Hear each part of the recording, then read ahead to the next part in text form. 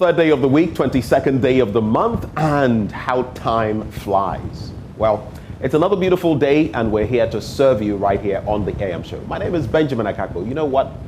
Rain or shine, however we feel, whatever is going on, we have to come here and do what we do best. And that's why you should know that we love you so much. Wherever you are, thank you for loving us back. Thank you for making the time to be here with us on the AM show. Presently, I'll be serving you the news, giving you all the tidbits from Ghana. But then right after that, I'll be joined by political scientist and director for the Center for European Studies at the University of Ghana, Dr. Kwame Asasante. He'll be joining us for the news review. Then we get into our big stories. Today, we continue our analysis of the vetting of ministers designate, which started 2 days ago. We'll also discuss the NDC MP's visit to former President John Dramani Mahama's end, and also have a bite at what's happening to Ghana's economy. Where do we stand? Are we getting an IMF deal or not? What does this DDEP mean? And after the domestic debt exchange program, for example, what happens externally with our debt? All of that will be on the chopping board. Our guests this morning, Sam George, Member of Parliament for Ningo Pram, Dr. Dixon Adomako Kisi, Member of Parliament, Anya Soto. Both of them join us. Also on the show, we go back to the Bawku crisis. It's been here with us for a long time. The network of women mediators in Ghana, an affiliate of the women mediators across the Commonwealth and the Global Alliance of Women Mediators Network, is worried about the deterioration of the Bawku conflict. And aren't we all? The group is concerned that the recent happenings threaten to further exacerbate the existing tensions in that community. We'll be speaking to them on the show today to find out what their take really is. But today being Wednesday, courtesy of EcoBank, the Pan-African Bank, would come your way with AM Business. And today we'll be telling you why a student of the University of Ghana fears his dream of becoming a geophysicist may be dashed.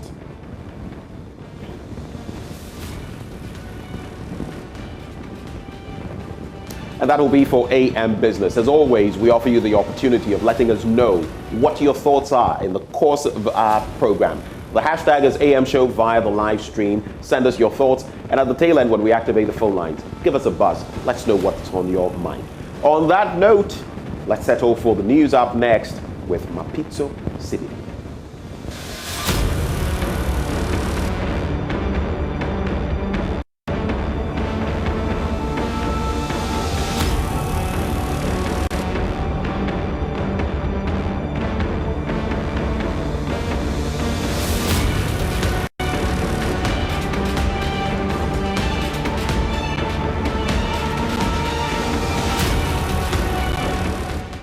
Hello, good morning and welcome to the AM News. I am Mapitso Sebidi. Now, government says it is expecting a total of 152,000 tons of fuel under the gold for oil arrangement by end of this month. As part of the second consignment, 40,000 metric tons of fuel arrived at the Tema port early this week. Vice President Dr. Bawku announced some time ago that government was going to go into a gold for oil arrangement to rationalize the import of petroleum products, including the foreign exchange ramifications. Managing Director of the Bawku Oil Storage and Transportation Limited, Boss Edwin Provençal, reveals 4 gasoline cargoes will be delivered by the end of February. He spoke on JoyNews. In terms of the status of the incoming cargoes for February, we are expecting a total of 152,000 metric tons, made up of 80,000 gas oil and then 72,000 gasoline. Oh, okay. So give us a breakdown in terms of volumes of petrol and, of course, diesel. I just did. The petrol is the gasoline, which is 72,000, and then the diesel is the gas oil, which is 80,000. All right. So when exactly are we likely to see this? Well, they'll start coming in from the 19th, which is somewhere Sunday, till the end of the month. All right. So every week we'll have 2 till the end of the month. How will the sharing be done, and which companies will be participating? In terms of the sharing, there's a regulator who is putting up a framework to ensure there's equity and fairness in whatever is coming in the distribution. So that question should be directed to the regulator. However, I can tell you on authority that we've had demand orders from 18 bulk distribution companies, totaling almost 140,000 metric tons.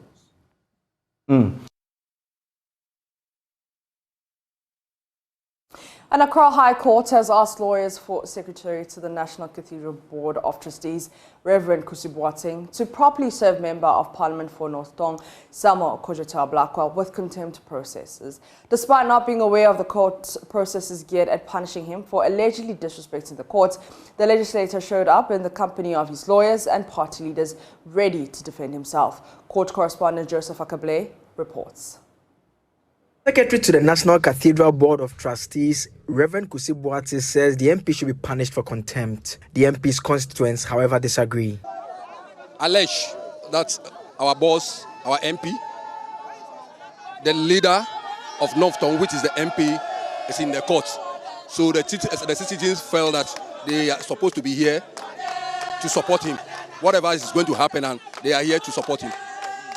But so far, do you have an understanding of what exactly the issues are here? Because to come to the conclusion that you need to come here and support me, you must have some appreciation of what is going on. Alleged one, Kusi Boateng made an allegations of true identity. That's what we know so far. So we are here to find out what is allegation that she's making, whether it's true or not. But we are here as a citizen because we know the MP, what is the MP is capable to do.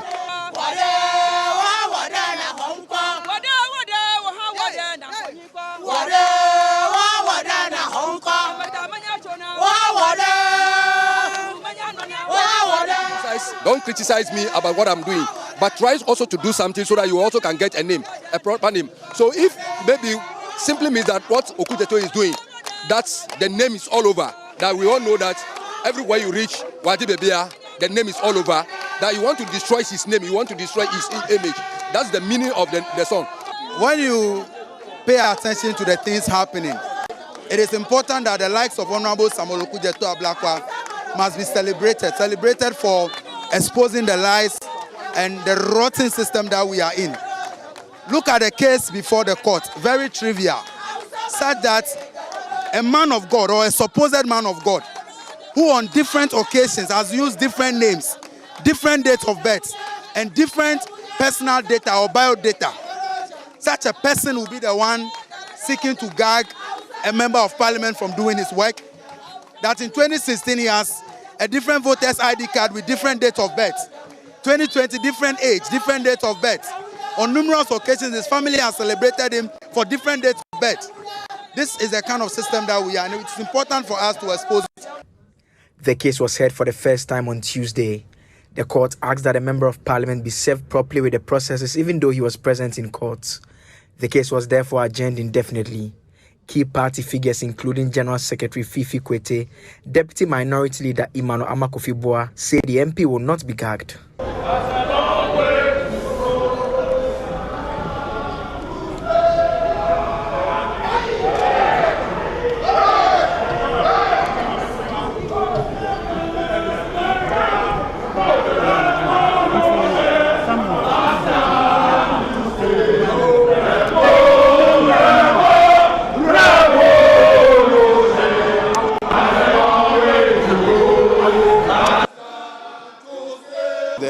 NDC as a party, from the national through the region, through Ketu, through North Tong, is fully behind our comrade, our brother, Honorable Samuel Okudzeto-Ablakwa. To say that the party is not deterred at all, that there's nothing that the forces that are against the truth can do to discourage him or to make him feel that what he's doing is not the right cause. We believe the cause he's fighting is the cause of truth, the cause of transparency, and there's nothing that can be done to discourage him. And the party stands fully 100% behind him. And that's why we are here to show exactly that. our distinguished Honorable Member of Parliament, Okujeto Ablakwa, who has dedicated his life in fighting for the right things done for the country, in fighting for corruption, in ensuring that our constitution is upheld. You should have seen Mr. Adu Jemfi in court, but instead, you know who was in court? The man who was fighting for the right thing for Ghana, Okujeto Ablakwa. And that is why you are all here. That is why you see all the crowd here. The people of Ghana are committed and support all the right things he's fighting for. The minority in parliament stands strongly behind him. And we want to make it clear. Today we went to court, it was obvious that the people who took us to court are running away from their own application. And this is really victory for the people of Ghana. What it is that we are very clear in our mind. We are going to stand by Okujeto and fight for the right thing for the people of Ghana. Sort of mood, they are pouring the powder on him. You can see him there, they are pouring the powder on him and cheering him on. A number of them, earlier when we spoke to them, they said they had simply come to support him. A number of them cheering him on.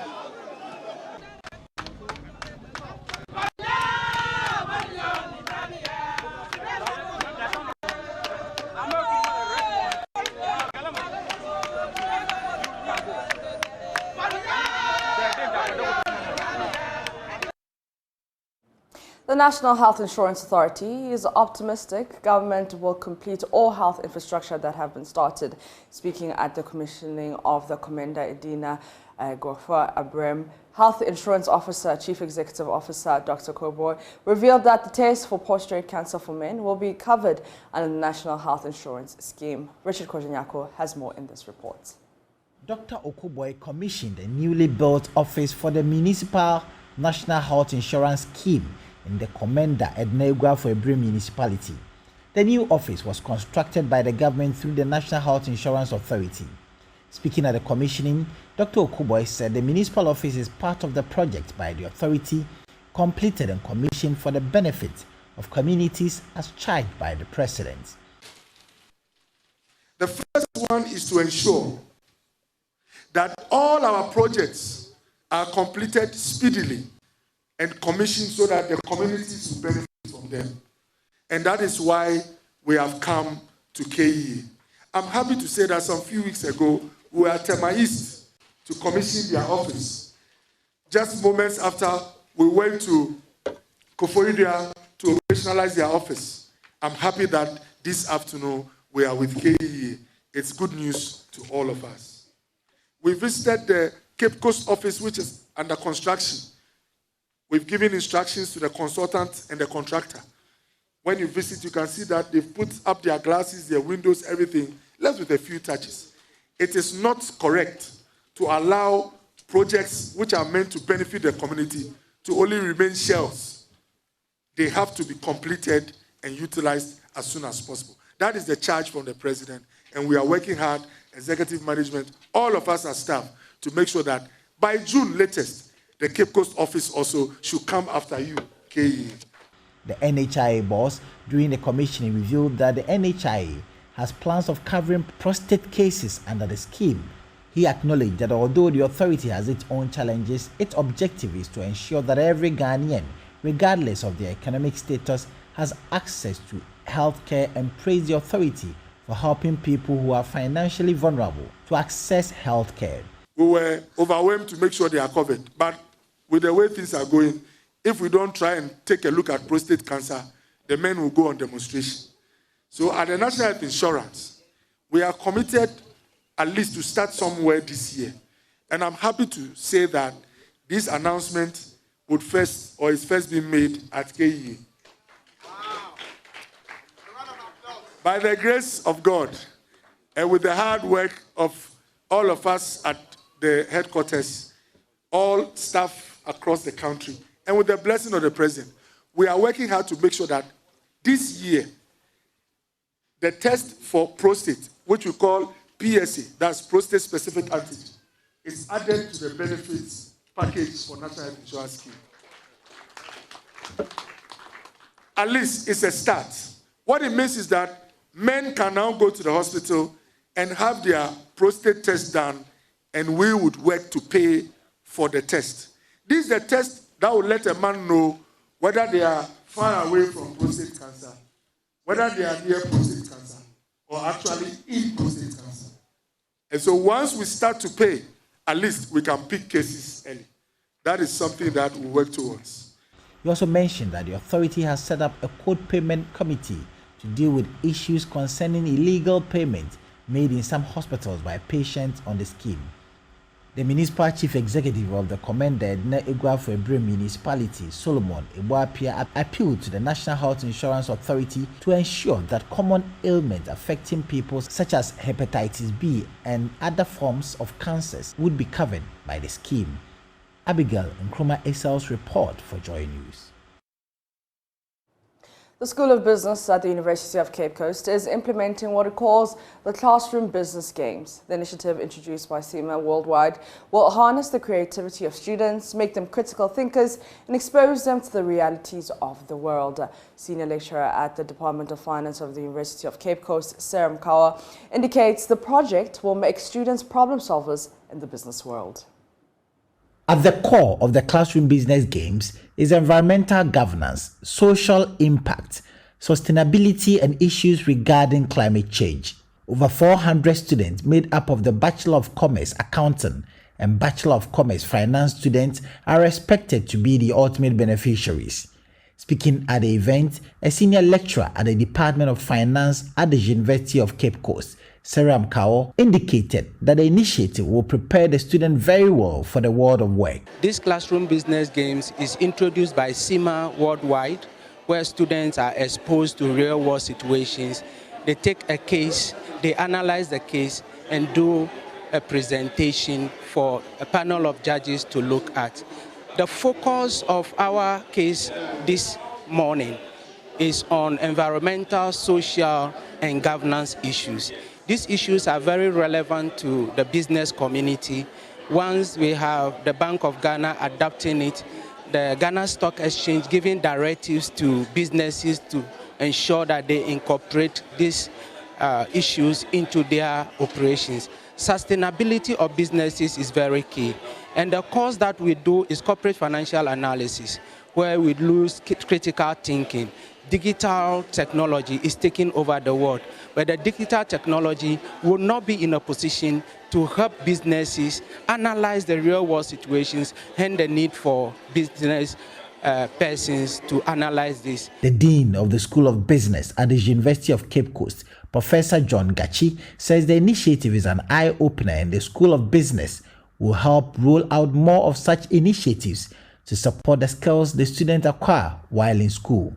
Nowadays, the raw specialization without issues relating to environmental governance, without issues relating to social impact, sustainability, and embracing issues regarding climate change will not make you sell yourself the way it is required today. So we believe that we are imparting our students, we are preparing them, and then we are making ready for the world of work. Director of Academic Affairs at the University of Cape Coast, Gideon Enoch Abekwe, expressed the hope that the student will take advantage of the opportunity. He encouraged other schools and colleges in the university to continue rolling out programs that are of relevance to the students. My understanding of this program is business games. The idea is for this program, the students get the opportunity to apply the theories and principles that they've learned in class to real-world business problems. And we believe that for such a program, it prepares the students for what they are likely to meet in the real world after graduation. Given what I've seen now, I think I will encourage all other programs, not just the School of Business, to try and incorporate this into their program structure so that by the time the students leave school, they will have a taste of what they are likely to meet in industry. Abigail Nkrumah Esel's report read to you. Ghana's 66th Independence Anniversary celebration has been launched by the National Planning Committee. It will be climaxed at the Volta Regional Youth Resource Center in Adaklu in the Volta region. The celebration will be under the theme, Our Unity, Our Strength, Our Purpose. The 66th Independence Day celebration logo was also outlawed at the ceremony hosted at the Residency Conference Hall in Ho on Tuesday. The Volta region is the fourth region to host the National Independence Anniversary when the government decided to rotate the celebrations nationwide. The 12-day event would be climaxed with a parade at the Volta Regional Youth Resource Center in Adaklu, expected to host about 10,000 people. The chairman of the National Planning Committee, Lord Comey, disclosed that the president of Guinea-Bissau, Umaru Sissoco Embalo, would grace the parade as the special guest of honor. Close to 5,000 guests. 5,000 guests. And these are all VVIPs who have been invited across the world into the region. And that's amazing. All the paramountcies in the Volta region would come in their full regalia to display the beautiful culture of the people of this region. All members of the diplomatic corps, and as you know, these are presidents in their own right, the excellencies and high commissioners will be in full attendance. There are other heads of states who have been invited, but out of them, a special guest of honor is the president of Guinea-Bissau. The president of Guinea-Bissau is Umaru Sissoco Embalo. He's going to be the special guest out of the many other presidents who will be gracing this occasion. The head of communications of the National Planning Committee, Jefferson Saki, introduced the 66th Independence Anniversary logo and explained the anniversary theme. Of anniversary celebration, looking at from 2017 through to 2022, we thought that we need this particular unity to be stable as a constant reminder that we need to come together at all times. We are in a very difficult situation now. I mean, all over the world, we all understand. But it is important that we are able to unite. It is through that unity that we are able to gain the strength that we need as a nation. And it is through the gathering of that strength that we will be able, to realize our purpose as a nation. Hence, the theme for our anniversary, our unity, our strength, our purpose. The Volta Regional Minister, Dr. Archibald Yaolecha, appealed to stakeholders to support the organizing committee to deliver a successful Independence Anniversary celebration. This anniversary is for all Ghanaians. This anniversary is not, we're not going to see any party colors. We are going to see the colors of the Republic of Ghana. So all of us are going to come together as a region, the chiefs, the queen mothers, the youths, the political parties, opinion leaders, everybody in the Volta region is being asked to come on board to support us so that we can host this important anniversary. The 66th Independence Anniversary celebration would kickstart on Saturday, 25th February 2023 and end on 7th March 2023. Fred Kwame Asari, Joy News, Ho.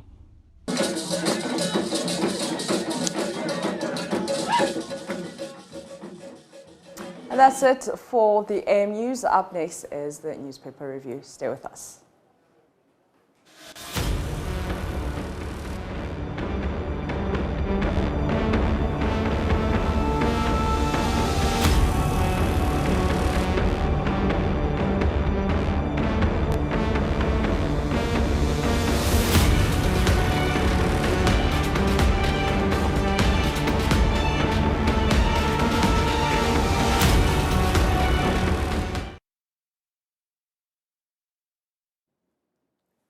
Welcome back. I was waiting for what you would say. Good morning, Benjamin. Good morning, How Maps. you doing?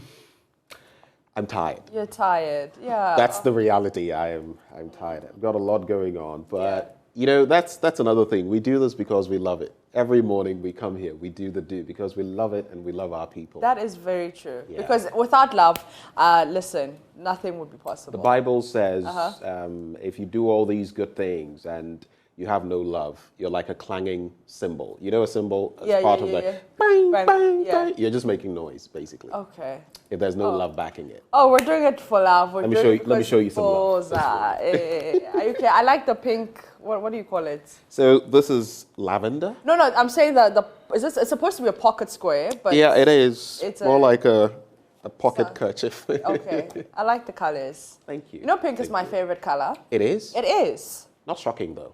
Why? Well, most women love pink. That's stereotype. In fact, no, it's most, I don't know how, but they say boys would go for blue and girls, would yeah, go for pink. So it's more like, it's not so much of a surprise in there. But anyway, let's, right before we get into the papers, have you followed a bit of the parliamentary vetting that has been happening? Any of it? A bit. You saw K.T. Hammond, right? Yeah, that's actually, that's the only bit that I watched. Okay. K.T. Hammond, I mean, he's a very interesting character, and you wouldn't want to miss his vetting.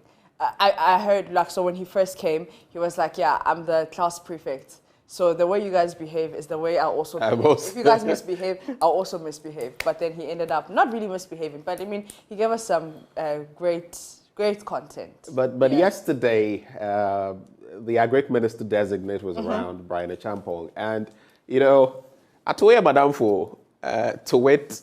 I told you, you're my friend, though. Check like the thing, Buga come inside. Like, hey! I told you, you're my friend, though. It's so. Yeah, it was interesting. Hey, well, we'll get into it. We're also joined by political scientist and director of the Center for European Studies at the University of Ghana, Dr. Kwame Asah-Asante. Doc, a very good morning to you. Morning, Ben, and good morning, Maps. Good morning, Doc. Doc, where Madame Fu? No Buga this morning. Well, right before we get into the review, it's brought to you by Endpoint Homeopathic Clinic. We're offering free prostate screening and free female fertility screening as well. Locate us in Accra Spintex opposite the Shell signboard. Kumasi, Kronum, Abwehia, behind the Angel Educational Complex. Takrade, Anaji Estate, Tema Community 22, Techiman Hanswa, and Esiama Enzima. Call us on 0244-867-068 or 0274-234-321. Endpoint Homeopathic Clinic, the end to chronic disease. Doc, I'll just start with you from that standpoint. Having followed the Parliamentary Vetting Committee's work so far and the number of people who have been vetted from Obi Amwa to Brian Achampong to K.T. Hammond, among others, what so far has been your assessment of the work they've been doing? And for those who have been vetted so far, what do you make of what you've seen? Unfortunately, I've not been able to follow because, you know, school is in session and I've been so hot in the classroom. So forgive me, I have not listened, except that last time there was snipers of information I got from your network, the radio, about K.T. Hammond and then Obi Amwa. But I can't place a finger on this because I did not listen. Yeah. Right. Well, hopefully, maybe by next week, I'm sure you would have followed all the scoop. Sure. And then we'll bring that back to you. Mapitso? All Which right. paper are we starting with? Let's start with the Daily Guide. And the big story there is that I'll bring economy back to life. That is according to Alan Tremonte. I remember during COVID, there was a gentleman, you'll name him for me, but a gentleman who says we can't bring back people to life, but we can bring back the economy to life. Oh, you mean Who was it President Nana Addo Dankwa Akufo-Addo? Ah, okay. Yes, that's what We he don't said. know how to bring the dead people back to life, but we can but bring- the economy, we can bring we it know back. how to. And 3 years later, we are still bringing back. Not up to 3 years, though, but... Well, almost 3 years. Yeah, well, it is what it is. But the big story there is that I'll bring economy back to life. That's according to Alan Tremonte. And Nana cuts ministers to 85, and Ghana can rake in $2 billion from education. Let's check out those stories, more details. Now, the overlord of Dangbon, Yana Abukari II, has tasked Alan Tremonte to restore the value of the 1 cedi note should he become president of Ghana in 2025. Waving a bundle of 1 cedi notes, Na Abukari said, "Your first task as a leader of this country is to be able to restore the economy so that the 1 cedi notes can be used again. The 1 cedi note is important to our people." And Mr. Tremonte said, By the grace of God and the support of the people of Dagbon, he will bring the economy back to life. He promised to build on the work that has already been done by the government and to accelerate the growth of agriculture and processing through the implementation of the Great Transformational Plan. He also noted that a change of government in 2024 could jeopardize the free senior high school, the One District One factory, and the planting for food and jobs, and the Agenda 111 hospital projects, which are beneficial to the people of Ghana. We also have Nana Kat's ministers to 85. Now, the Minister of State Designate for Local Government, Osebonsu Amo, says President Akufo-Addo has taken steps to cut spending and reduce the country's debt problem by scraping some ministers established during the first administration. These ministers, according to him, include special development initiatives, regional reorganization, aviation, Zongo development, and monitoring and evaluation. It comes after the minority in parliament demanded that the number of ministers be reduced from 86 to 65 immediately, claiming that they would not support a consensus vote at the appointments committee, of which some of our members. So those are the two big stories on the Daily Guide, Doc. Just a quick reaction. So he cuts from 86 to 85. 86 to 65. So here, okay, no, wait, the minority wants him to cut from 86 yeah. to 65, and we're being told he's cut to what? 85. Yeah. So one person has, and that is what we're supposed to be celebrating? Apparently so.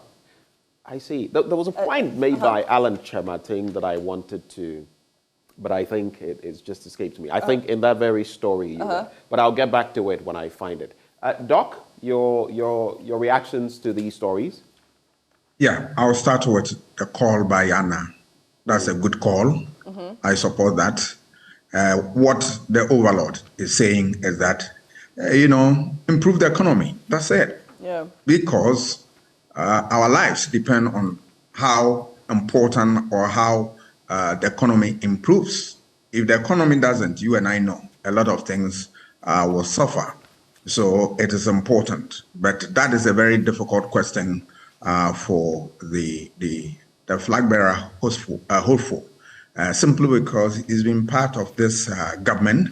How we have arrived here in terms of the economic reality of today, he also has a question to answer there. So that's why the King's call is important. We need to fix this economy, and whatever it takes, I believe that he shouldn't even wait till the time. He should support the government, because if the government succeeds, he's going to leverage on that. And then that is if he becomes the leader of his party and then campaign on that. So even though now he's not in government, we expect him that now, whatever ideas that he has, he must still go to the government to support it. Else that exercise will be a difficult one for him. Then I move on to the second story of 85 ministers, that now that's the size of government.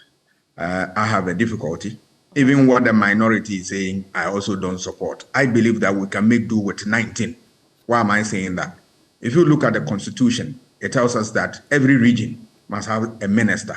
So why can't you go with 16 for 16 ministers, and then the 3 will come in to make it 19 for the cabinet, will pass the cabinet threshold of 19.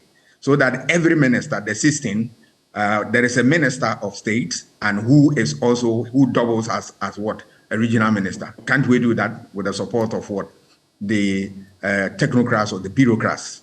I agree with you, Doc. I am aligned to what you're saying. But there are those who also say, won't the portfolios be too big for them? So regional minister plus, let's say, trades minister. Regional minister plus, let's say, agri minister. Regional minister plus, let's say, communications and information minister. Regional minister plus, all those mixes. Some say already, with even one ministry, they are not delivering. When you make it 2, what's going to happen? That's why you have a deputy. I support one deputy. And then the civil servants will come in. Then if there's a need for us to increase the civil service, get the bureaucrats to support them. That's it. All right. Yes. Than bringing more party boys to become ministers only to satisfy them because they are party boys. No, we want to ensure prudent use of our resources. Let's get the 19. all right, employ more public servants. Remember that the spade work is done by the bureaucrats, not the ministers themselves, all right? So, yes, the portfolio will be big, but that we are going to get more bureaucrats to support the minister, and then the deputy minister also will be in there to support. That's all. We know how to cut it, except that because we benefit from this through political, patronage and the rest of them, we don't want to do it. But this is simple. It's not the case that I'm too intelligent to profess this, but that this is the reality. We either take it or leave it. But the 65, 85, for me, it doesn't help anybody. It doesn't help anybody. Let's, but there are usually some interesting entertainment stories in the middle spread of the Daily Guide. Do you want to take a look at those? No, not really. Well, except that choose the father of your child carefully. That is according to a Nollywood actress, Tonto DK. Choose the father of your child carefully. Yeah. Choose the mother of your children carefully too. Works both ways. Oh, it does, of course. And we also have our very own Majid, who said he started losing his voice after a car accident.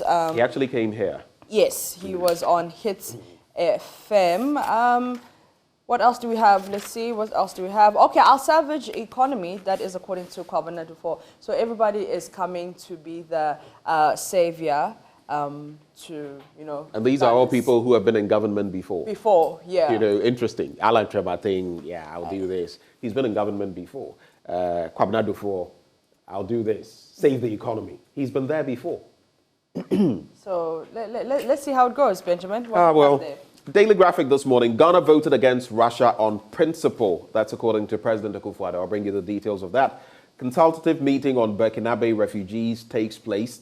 Chieftaincy succession. Only 6 of 300 areas documented. Wow.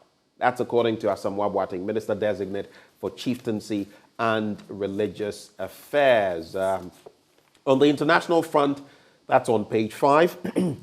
At least 8 police officers killed in southeastern Nigeria. What is happening in Nigeria? There's a whole lot going on there. France eyes Côte d'Ivoire after Burkina, and I'll bring you some details of that. On the back page, FPU to be extended to 140 police bases. That's the situation there. I'm talking about formed police units. Let's get into the stories. So, only 6 out of the 300 traditional areas in the country have validly completed the documentation of their lines of succession. About 20 years after the National House of Chiefs initiated moves to have lines of succession to stools and skins codified to help address chieftaincy disputes. The 6 traditional areas are Ofenso, Tepa, Ewutu, Brekum, Shidiem, and Kwewu. Now, the Minister Designate for Chieftaincy and Religious Affairs, Stephen Asamoah Boateng, who made this known when he appeared before the Appointments Committee of Parliament last Monday, said, quote, "This is woefully inadequate as the Volta region alone has about 100 traditional areas and the Ashanti region has 57. Mr. Asamoah Boateng therefore called for the intensification of the codification exercise to address the numerous chieftaincy disputes across the country. We do know that Article 272B of the 1992 Constitution on the functions of the National House of Chiefs mandates the House to, quote, undertake the progressive study, interpretation and codification of customary law with a view to evolving, in appropriate cases, a unified system of rules of customary law and compiling the customary laws and lines of succession applicable to each stool or skin." I feel these are some of the problems that also have led to what we've seen in other parts of the country, including Bawku, which is now a thorny issue. But let me take a quick swipe at those 2 other stories on page 16, and then I'll let you come in, Doc. Let's get to page 16 very quickly. Here we go. So Ghana's vote at the United Nations against Russia's invasion of Ukraine is in consonance with its long-standing principled stand against hegemonic tendencies of big countries that believe they can do whatever pleases them, President Akufo-Addo has stated. Coming on the first anniversary since Russia invaded Ukraine of the latter's attempt to become a member of the North Atlantic Treaty Organization, the president explained that Ghana, as a founder member of the non-aligned movement, NAM, as we know it, had consistently, quote, resisted the idea that the big powers have the freedom to do what they like on this planet. We have never accepted that principle, whether it is the Americans, Russians, Germans, the French, or whatever.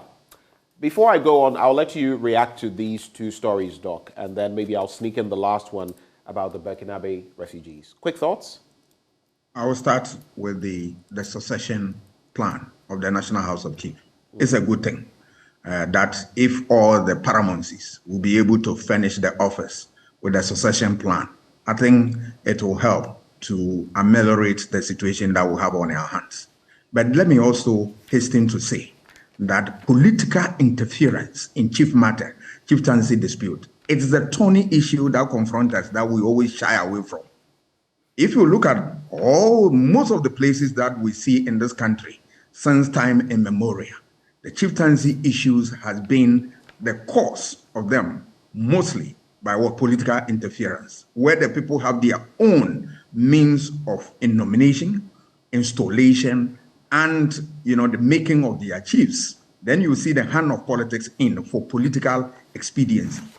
Then they go in to divide the people and create problems for us. They go into take sides. They go into sometimes even uproot some leaders, some people that they put into office as chief, and install their own warrant type of chiefs. And then we come back to this thing. It is the duty of the state to do self-introspection, that all those places that they have, such problems, they do proper assessment, and then we try to get resolution. Otherwise, we are likely to get, into such difficulty, because more often than not, from where I sit and what I've read, you realize that political interference has been a cause of a number of them, and then we need to confront it head on. The second issue is the Ghana's position relative to NAM and what is, it's voted within the United Nations. Yes, Ghana want to follow history and then do what is expected of it in terms of its foreign policy. I believe that we should be able to manage these things very well so that we don't incur the wrath of anybody within the global system. I admit that we have a duty, a call to duty and all that. Much as we want to do that, we want to also do proper consultation, proper analysis of the situation, and then we take the decision that we want to take. But the country has a duty, and that duty, it must be executed. Let's just do this very quickly. Consultative meeting on Burkinabe refugees takes place, and stakeholders are handling issues of asylum seekers have held a consultative dialogue aimed at developing an effective action plan to deal with the influx of Burkinabe seeking asylum in the country. Over the past few weeks, more than 4,000 Burkinabes have arrived in the country, mostly in border towns in the Upper East region, fleeing for their safety following jihadist attacks in their country. What does this mean for us? There's also NDC opens nominations today, and the NDC, the national headquarters of the opposition, NDC at Adabraka in Accra, will be scenes of activity as the party opens nominations for its presidential and parliamentary elections. The two-day exercise would kickstart the processes for the final leg of the party's internal elections to elect a presidential and parliamentary candidates for the NDC, slated for May 13, 2023, to contest on the ticket of the party in the 2024 general election. And finally, prohibit children from early social media use. Afenyo Markin, the deputy majority leader, says so. And he has urged the House to draft and pass a new law through the efforts of private members to prohibit children under 16 from consuming and using social media. Quoting him to end, in that law, offending parents or guardians through whose negligence and or acquiescence children consume or use harmful social media content or become owners of social media accounts must face punitive fines. How do you look at this? Because people are free, across the world to do this. In other countries, there are some constraints. But in a way, I agree with him. When you teach Sunday school or you've interacted with children, you see that nowadays, some parents, Mapitso, are simply handing phones and gadgets to their children just to get them to stop crying and all of that. And before you realize it, the children can't do without The phones. So how do we moderate this? Freedom, yes, but how do we moderate it? I think his proposal is a bit extreme, but how do we handle it? Doc, yes, quick reactions I on also these. believe that it's a bit extreme, and then there are a lot of difficulties you are likely to be confronted with, because how do you supervise, if you're a parent, totally what your children are doing on the internet, and when they are even out of the house and the rest of them. It's a difficult thing, but it's a point worth noting. I think the good news about drafting of bills is that when we want to draft them, at a stage, there is the opportunity for memorandum to be submitted to the committee as to the way forward. So on that score, stakeholders will come in and then they will be able to right the wrongs and strengthen the frontiers of whatever bill that is going to be drawn. So I think it's a good call, but a lot needs to be studied and done relative to what is being proposed. So that's about that. Issue of Burkinabe, people fleeing from jihadist activities and all that. That brings us to the issue of bad governance. Bad governance. If we don't take care and then we run our countries down, sometimes there is this problem. Of course, activities of terrorists. It's not also necessarily the case that when there's bad governance that they come in. They come in because of their selfish desire to inflict pain and cause harm to people within the state and all that. But that tells you that, one, we need to bring on board all ideas to be able to build very strong states, strong in the sense that we have strong security, and then our people are educated about activities of such miscreants in our society so that the state is protected and is defended at all times. But that is also to say that we should not give in to any or create the enabling environment for any miscreant to have opportunity to inflict pain in the country, in the sense that let's have good governance so that at the end of the day, people that we rule, people that we serve, will stand firm and defend the state at all times. So bad governance must be eschewed, and then we need to also protect our government, our society, by giving them the relevant information and all that. NDC primaries to elect members of parliament and then flag bearer. A very interesting contest we are hoping to see. It's my hope and prayer that everything goes on well. I, as a student of democracy, I believe that when people are going through election, it's a good thing, but that the election to be devoid of what, violence and the rest of them.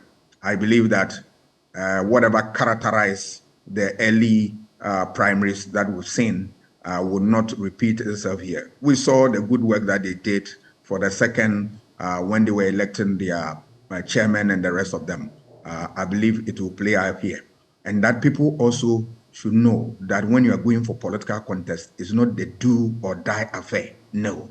You prepare, you sell your message, you either voted for or voted against. But whatever happened, you accept defeat and abide by the rules of the game. That is the spirit behind every democratic enterprise. All right, let me go into the Daily Statesman and the new Crusading Guide. Quickly, starting with the Daily Statesman, more logistics for police as President supports IGP's transformation efforts. It's your time to lead NPP and Ghana, the Yana tells Alan. And the government's argument, Metro must fleet with new buses. Bawku NDC on fire over position of candidates. Let's go to the big story. President offers full support for IGP's transformation efforts. President Akufo-Addo yesterday presented 100 pickup vehicles, 600 motorbikes and 4 armored personnel carrier vehicles to the Ghana Police Service. In addition, the President commissioned the National Police Headquarters facelift project, and he said that the presentation of the equipment was evidence of his government's commitment to the continuous retooling of the police, a responsibility his government takes very seriously. He added it is aimed at ensuring that the police service is adequately resourced to discharge its duties for the safety and security of the country. He also believes that it will propel the growth of economic activity. We also have government to augment the Metro Mass fleet with new buses, with about 400 new sets of buses through the Ministry of Transport and Management of the company. The Managing Director of the Metro Mass Transit Limited, Albert Adubwahin, made this disclosure during the operational tour to the northern, Upper East and Upper West and Bono regional offices of the company. He said the move was part of measures to revamp its operations and enhance public transportation system in the country. Doc and Ben, we both know, we all know how hard public transport, getting proper public transport in the country is. So now they are providing 400 new sets of buses. And the last one I'd like to take from the new Crusading Guide. Ahead of Nigeria elections, gunmen kill 7 police officers in the southeast. You mentioned that. So since the weekend in the southeast, a police spokesperson said on Tuesday, in the latest violence to rock the volatile region ahead of elections on Saturday, gunmen have killed 7 Nigerian police. Widespread insecurity is among the top concerns for Nigerians as they head to the polls to elect new members of parliament and a successor to President Buhari. In the southeast, violence by armed gangs and suspected separatist groups has killed dozens of people this year, while electoral commission offices, police stations and government buildings have also been attacked. Doc, Nigeria goes to the polls on Saturday. Have you been following what's been happening, and what are your thoughts on that? Yes, I've been following, and I'm not happy with the turn of events. In elections, there are 3 phases: the pre-election phase, election phase, and the post-election phase. We are in the pre-election phase. We expect that it will be peaceful. We expect that the right environment will be created and all that. Education will go on and there will not be violence and all that. All right. Normally, you tend to see violence, at the end, the third phase, even though that is not what we welcome. But the general picture for democratic fledgling democracies such as Nigeria and the rest, you will see that. But now you are seeing at early stages, it tells us that there's a problem, that the stakeholders might quickly come together and then ensure that there is peace. The Cambodians has a very beautiful experience. What they do is that they put a team together, and a team of political party members and then security people, and they meet from time to time, and normally fortnight, and then review strategies and plan so as to have a beautiful election. I think Nigeria has a lot of examples around the world. They can make use of them and then better their lot, because it's becoming consistent. You remember 2007, there was a similar situation, and now it has aggravated and all that. Look at the numbers that are going to vote, over 90,000. All right. It tells us that there's a lot at stake, and we expect that Nigeria will do its best so that we strengthen democracy and ward off predators such as terrorists and then democratic lunatics who will come and then affect us. I mean, those groups, we need to make sure that they don't come in. And the more you create this type of wrong environment, you create opportunity for them to come and have a field day. I hope and pray, and it is my firm conviction that Nigeria will be able to rise up to the occasion and weather the storm. I'll move on to Metro Mass and the buses that they've got and all that. It's good. We enhance transportation because it has a function in the productivity and the rest of them. A good thing. All right. But I will also urge that much as we receive buses and all that, we strengthen the culture of maintenance, where we maintain them well so that we ensure value for money. But I want the state to turn its attention, if you want to improve transportation system, that railway system is equally an important index within this equation. So I want the government to also turn its attention. I know some projects have been started and all that. We need to complete it and let it work. And then I will also propose that we consider the introduction of tram system. If you go to places like Switzerland, Geneva, for instance, you will see a major road roads left and right, the middle, you have a tram that ply and go to short distances and all that. This is one of the things that can really help us to deal with transportation system and ease congestion and then traffic on our road. Because if you have a tram system that is placed at the center of the road, it facilitates these things. There are a lot of space. The architecture is already there. If you look at our road system, you will see some of them, a whole stretch in the middle, lying idle. People go there, cook, sell, and all that. We can employ that, and that can really support us. The issue of police giving resources, that's another good thing. Yeah. I commend the government for taking that bold initiative to be able to retool the police and making them effective on the ground. The same call goes to them, the culture of maintenance, so that they will maintain it and use it for the purpose for which it was given to them.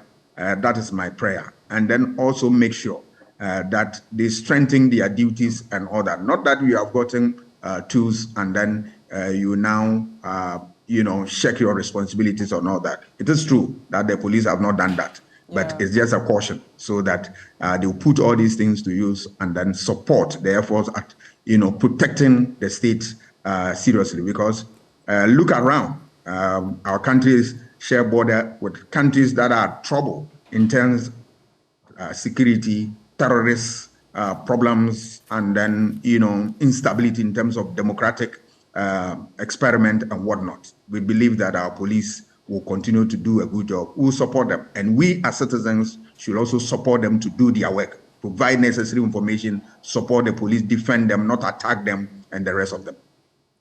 Let's wrap, Doc, with some headlines. The Ghanaian Times, research into illegal mining activities, 5,677 children engaged in Galamsey. That's according to a report put together by Solidaridad, an international NGO. That is what it has revealed. Review National Rental Assistance Scheme, RHAG advocates, and Ghana to engage China for possible debt cancellation. The Chinese are not known for this, whether you're talking of Zambia or the other African countries they've dealt with. They can extend your debt repayment, but you also end up paying more. That is what they've done. We owe them some $1.6, $1.7 billion, and they are one of our chief creditors, at least on the international front. We owe them. At the Ministerial Vetting Committee, our fire chief executives sleeping on the job, Obi Amwa to MMDCEs. So you can take a look at the one on Galamsey, 5,677 children involved, according to Solidaridad Ghana. Then Ghana begging China for debt forgiveness, and Obi Amwa saying he will fire executives sleeping on the job. Quick thoughts? Yeah, I'll start with our debt with Chinese. Very unfortunate. Very unfortunate that we are in such a difficult situation. All right. I had a news item about 3 days ago where Ghana has sent a delegation to go and have a conversation with the Chinese about our debt negotiation and whatnot. All right. If you govern and govern well, you don't have this trouble of now appealing to people you owe for them to give you what? Debt, to consider debt cancellation for you and to go and renegotiate and whatnot. All right. Cut waste, ensure that you minimize corruption, unnecessary expenditure, throw them away, make effective use of resources. And once you're able to do this, you are in line with the good governance agenda. That concept has been thrown away because if we go with a good governance agenda, there will always be the case that we'll have problems, but very little problems, because it was developed by the World Bank to take care of third world countries who misuse state resources, who do not govern well, so that once you use the canons to guide your conduct, obviously you should rise above problems like this. Once you throw them away, then you find yourself of going around and even trying to deny, pensioners what is due in terms of their investment in money that they have given to the state to run its affairs and the rest of them. Or that the bottom line, govern well and save yourself the trouble of now begging and now renegotiating and now going around to just to plead to people so that they forgive you of your debts. I'll move on to children and Galamsey. Very unfortunate, very, very unfortunate. Ghana has the penchant of signing certain bills into law, joining Committee of Nations when laws are passed within the global system. The Children's Act, we are one of the countries that rectified this quickly, and then we move on to make sure that we have it here. I was a president for International Journalists for Children's Rights when I was a student in Ghana Institute of Journalism. And then there are lots that we did for children and all that. What are we seeing today? That children are involved in Galamsey. Is it the case that they are not taken care of properly by families? Yes, families are broken down. Economic conditions have affected parents, bad, family, development of children and all that. What is the state doing? Because the state has lost capacity in the fight against Galamsey, as if those who are engaging in Galamsey come from the moon or elsewhere, and that there is no security apparatus within the area that they operate to deal with this. We have just gone to sleep over the job, and that is the problem we have now. People who are going to be future leaders of this country are now in Galamsey. What lies the future for us? I think that the government must wake up from its slumber and then fight this battle head on, because it has the capacity. And then it should be able to use this capacity to deal or address this situation. Right. Thank you so much, Doc, for making the time to join us. Squeezing time, really, busy as you are, to join us this morning. We're grateful, Mapitso and I. Thank you. Thank you. I am also grateful. But right before we go, this news review was brought to you by Endpoint Homeopathic Clinic. We're offering free prostate screening and free female fertility screening. Locate us in Accra, Spintex, opposite the Shell signboard. Kumasi, Kronumabwe here behind the Angel Educational Complex, Takrady Anaji Estate, Tema Community 22, Techiman Hanswa and Esiama and Zima. Call 0244 867 068 or 0274 234 321. Endpoint Homeopathic Clinic, the end to chronic disease, but only the beginning shortly of sports. There's something I forgot to do. There was someone who sent a message that Doc had taught him. Doc had? Dr. Asa Asante had taught him. I wanted to bring it in. It just skipped my mind. I think I'll reach out to Doc and send the name to him. Definitely. But on that note, we settle for sports up next. Yesterday, Liverpool falling to Real Madrid. We'll bring you all the scoop on that. Stay.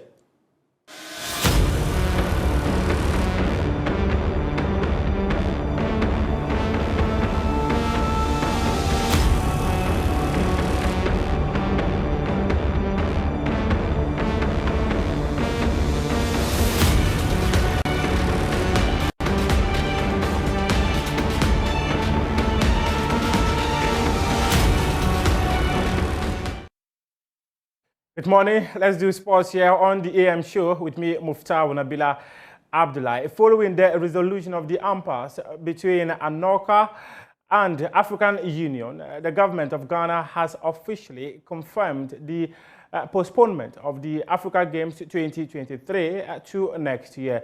According to the local organizing committee, the decision to postpone the event is due to the fact that the impasse between the two institutions delayed government's preparations to organize the games. There are many who actually believe that government also appear unready because of the infrastructure required to organize the games. However, government insists that the issues that were between the African Union and ANOCA led to their poor preparations to organize the game. However, they are also very confident that following the resolution of the impasse, the local organizing committee is in a position to now fully prepare for the games. Government did not officially, or the local organizing committee rather, did not officially indicate when the games will be organized, but they did confirm that the competition will be held next year. What Joy Sports has been privy to since August last year is that government is postponing the games to April 2024. We await confirmation from the local organizing committee, the African Union, and the Africa National Olympic Committee.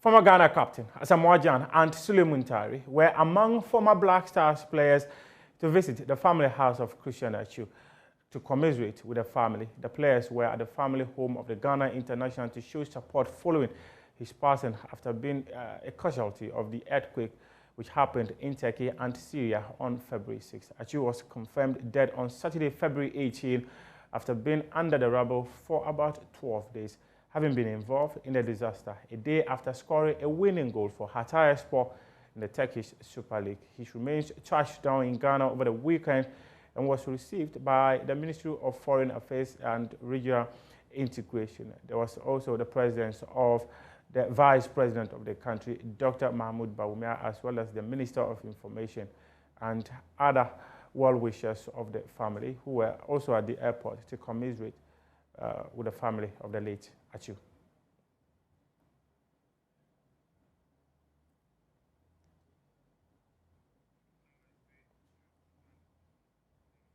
And just gone by on your shot was an executive council member of the Ghana Football Association, and also was the Deputy Minister of Youth and Sports. They were all there to sign the book of condolence that has been put out by the family of let's talk some boxing now. And the clock is ticking as former world champion Isaac Dogwe prepares for his big day on April 1 against Roberto Ramirez. His trainers have been focusing on his speed and reflexes to enable him have a sharp attack on the main event put together by Top Rank.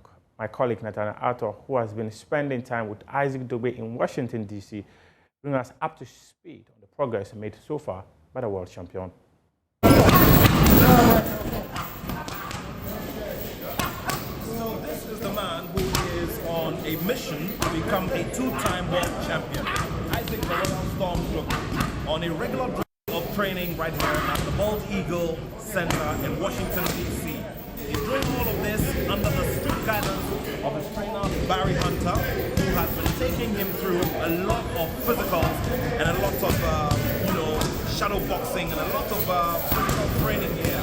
Now, what's been happening here on a daily basis is the intensive training regimen, which is supposed to get Isaac in the best possible shape ahead of April 1. Now, today, what has been happening here is very simple. He's been boxing or he's been sparring with partners who are better endowed than he is physically, and that is supposed to build him up.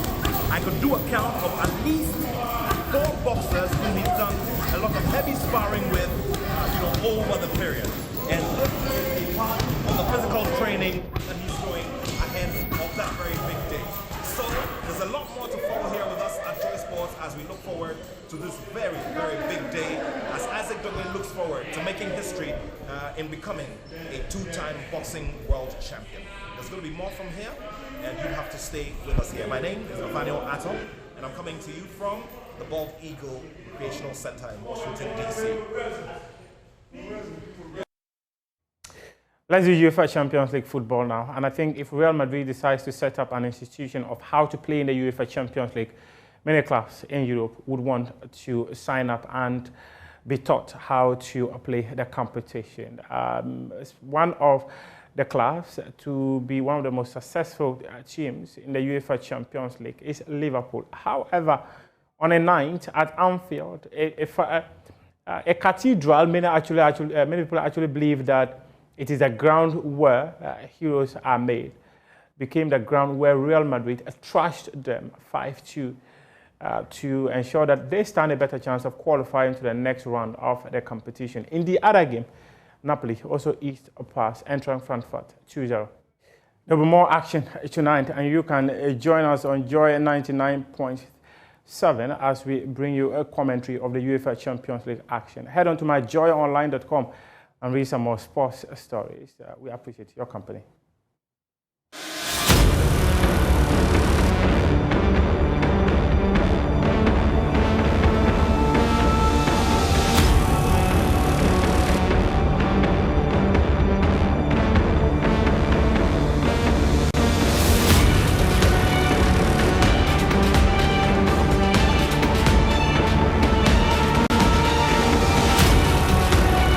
It's the second day of vetting for President Akufo-Addo's ministerial nominees.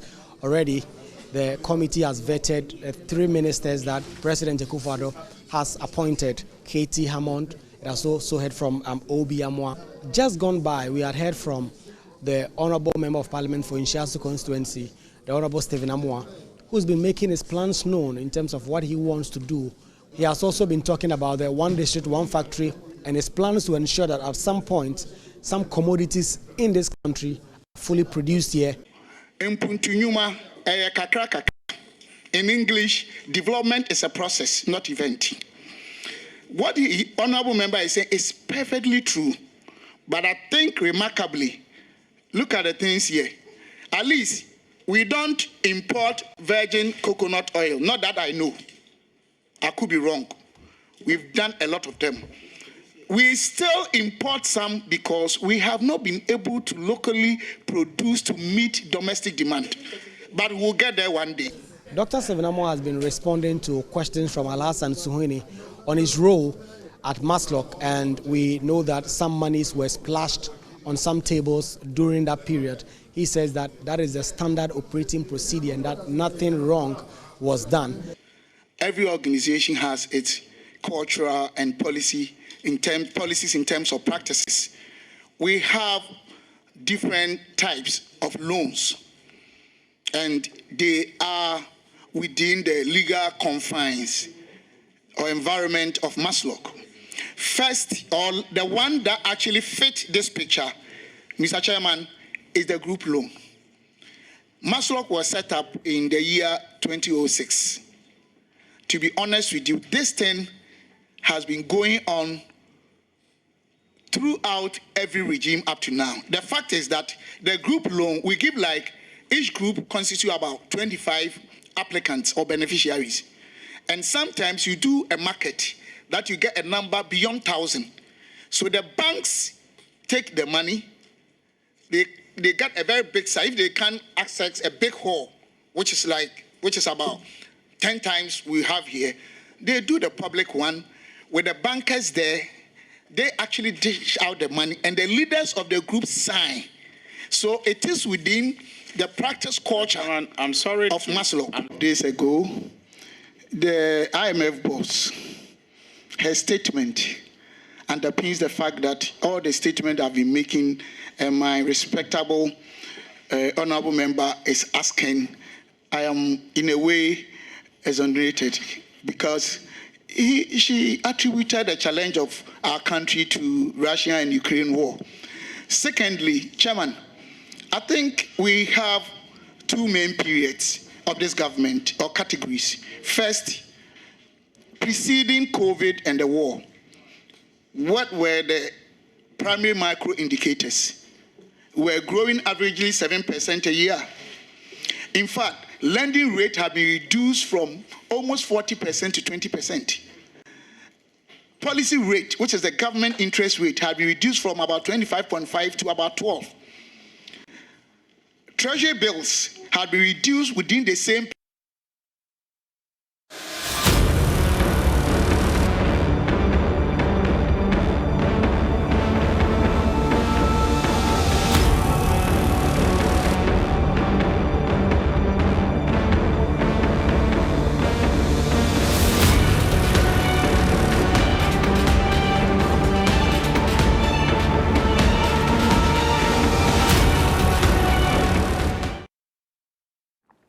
Welcome back on the AM show. We're glad you stayed with us. And today we continue our analysis of the vetting of ministers designate for different portfolios.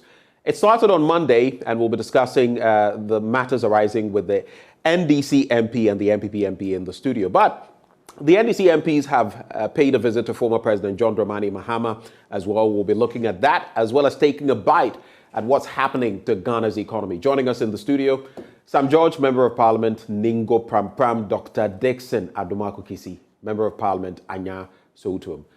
Gentlemen, a very good morning to you. Good morning. Good morning, and good morning to Dr. Soutum. Dr. Soutum. I've actually never been called Dr. Soutum before, but I think I'll take it. No, this note on which you're starting, why do I get the feeling Sam George has a lot up his sleeve this morning? It's been a long time since you came on the show. It's been a while. Being on the other, I think Joy Prime, a few times. Right. Prime morning, I think. Yeah, prime morning. Prime morning. But it's been a while. I think this year I haven't been here. Last time I was here was somewhere in the middle of last year. So it's been a while. Yeah, but once I was told that Doc was coming, I said, "Oh, Doc, yeah." Charlie, I'm on He's my favorite sparring partner. we both sit on the Public Accounts Committee together, and so, and he's my in-laws MP, so. I see. I see. That's why he said so to him. That's why he said Doc, thank you for making it. And thank you once more. What else? Yeah, that's it. Yeah, that's it. So we've had quite a lot to look at, members of parliament, and now some ministerial portfolios that became vacant, which had to be filled. And Mr. President has done that. He's nominated a number of people, and they're going through the vetting process. I'll start with you, Sam George. What is your assessment so far of the vetting process, those who have been vetted? K.T. Hammond has had his own unique time at the vetting committee, and he trended that day. What would be your basic appreciation of what has happened before we get into the details? Sam? Well, I think that it's the usual parliamentary process of fulfilling constitutional requirements that when the president makes his nominations, they have to appear before the Appointments Committee of Parliament, which is a representative of the people, to vet that nominee and see if the nominee is suitable for the office that he occupies. There's been questions about if the process is exhaustive by Parliament or not. You see secretaries of state being vetted in the US Congress, and at times one person goes for 3 days, because you're taking your time to ensure that the person who is going to occupy such a high office meets that all the issues about the person are exhaustively dealt with. Our situation is different. In our situation, you have the case where we want to do 3 or 4, and sometimes 5 people in a day. You realize that members have questions they want to ask, and the chairman is minded by time and so has to guide the process. And this is not with the current chairman. I mean, it's been the case of all the parliaments. That's the point I'm making. So whether it is an NDC nominee with an NDC chairman or an MPP nominee with an MPP chairman, that's been the case. And that's why I'm just raising the point that fundamentally, do we want to look at the processes that we undertake in Parliament? Because even the Public Accounts Committee that I sit on with him, there are times you want to engage further an issue, but you want to probe further, get further answers. Yes, but you're guided by the chairman, not because the chairman is against further probing, but he's guided by time. It's not about politics, it's about the reality. We must finish this person, move on to the next. But the question is, are we looking for speed or efficiency? We're sacrificing getting the best information out of people on the altar of getting this done quickly. Who are we racing for? Because these are people who are coming to oversee our taxes. Should we not be vetting them well? If multimedia was going to employ a production manager or a programs manager, and it was going to take Kwesi Chum's team that he had set up 3 days to do a proper vetting, they will, because it's private money he's going to be managing. And you need to make sure. So if we're dealing with public payers' money, taxpayers' money, shouldn't we even show a higher standard of diligence in the work that we do? Because many times with the vetting, and I mean, this is another clear example, you realize that people have questions and the chairman says, I've given you just 2 questions or 3 questions, you have to move on. So all in all, we're going through the processes, we're going through the paces. Like every other vetting, I have made the point that this vetting is going to end with the usual, especially given the directive that's come from Adabrakat, the NDC headquarters on this matter. You would see a situation where most likely, and the NDC has made its position on the vetting known, that fundamentally we oppose the size of government, not just ministers, but even SOEs, and I mean that's where the real rot is. And these are other issues that we'll be getting into. Yes, I've actually noted some of these matters down. So then I will stay comment on that. But a quick one, since you bring this up, the quality of questioning. Sometimes people say that, look, the quality of questioning is not what we would like to see. In fact, it's been said that, look, if it's the NDC in power, the quality of questioning to a minister designate from the NDC side would be pretty lax. It's the MPP folk there who would be posing critical questions, and vice versa. Is that the truth? Do you accept? And why do you think that is? I mean, sometimes you look at Congress, look at what the new speaker had to go through from his own members. I think about 15 times of voting before he could get the nod. It's simple. We don't have separation of powers in Ghana. We don't have separation of powers. That we have separation of powers, but we don't. Parliament is an extension, forgive me, and with the greatest respect to Parliament, we're celebrating 30 years today. Parliament is simply an appendage of the executive. Wow. It's true. Parliament. Hold on. Parliament is simply an appendage of the executive. And I'll tell you why. Wow. And I'll tell you why. Because please, no heckling. Let him make this point. Let him make this point. I'm not heckling. And when I make my point, you'll appreciate why I'm saying that Parliament, as it is constituted, looks like or appears to be an appendage of the executive. You have a minister appointed by the president who sits in cabinet, puts together a loan agreement or something, a package from his ministry, goes to cabinet as part of the executive, gets it approved. Then that same minister is an MP, comes to sit in the same parliament that's supposed to scrutinize what cabinet has brought.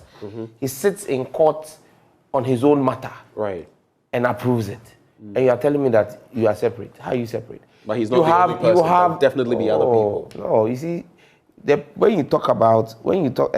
I land, you'll get it. When you talk about the U.S. Congress, you can't be a congressman and be in the executive. Even in Nigeria, you can't be a senator and be in the executive. That's true separation of powers. But so long as you have members of the legislature still serving in the executive, you cannot tell me there's separation of powers. You know why? You do know. Let me also make the point. It depends on what any country decides to go along with. There are different fusions of that. Look at the UK, for example. No, the UK runs a parliamentary system, not a presidential system. You have a point with that. You understand me? They run a parliamentary democracy. They don't run a presidential democracy like we do. I'll come in. And so the point we must make here is, look, you have members of the appointments committee who sat on that committee in the morning in 2021. There was a day where a member of the appointments committee in the morning sat as a member of parliament, vetted 2 members of the president's government, and then the third nominee was herself or himself. Then he changes seats to go and sit there and is vetted. I mean, how can you be part of a panel that is vetting yourself? Imagine here, you have a vacancy and you allow for internal people to apply for it. Maybe it's an upgrade. And then there's a panel set up, and people are coming from outside to come and apply for it. And then you are on the panel. You interview other people, and then after you finish interviewing them, then you go and sit in front of the rest of the panel that you're also coming to interview for that same job. Does it sound right to you?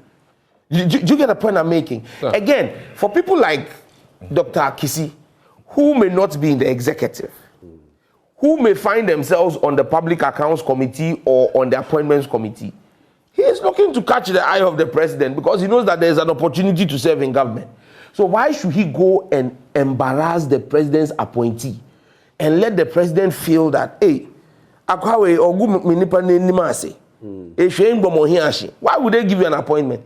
There is word on the street that once KT Hammond managed to do the Ken Must Go committee thing, he's been rewarded with a ministerial appointment. That's word on the street. I'm not saying that's what it is. Ken must stay.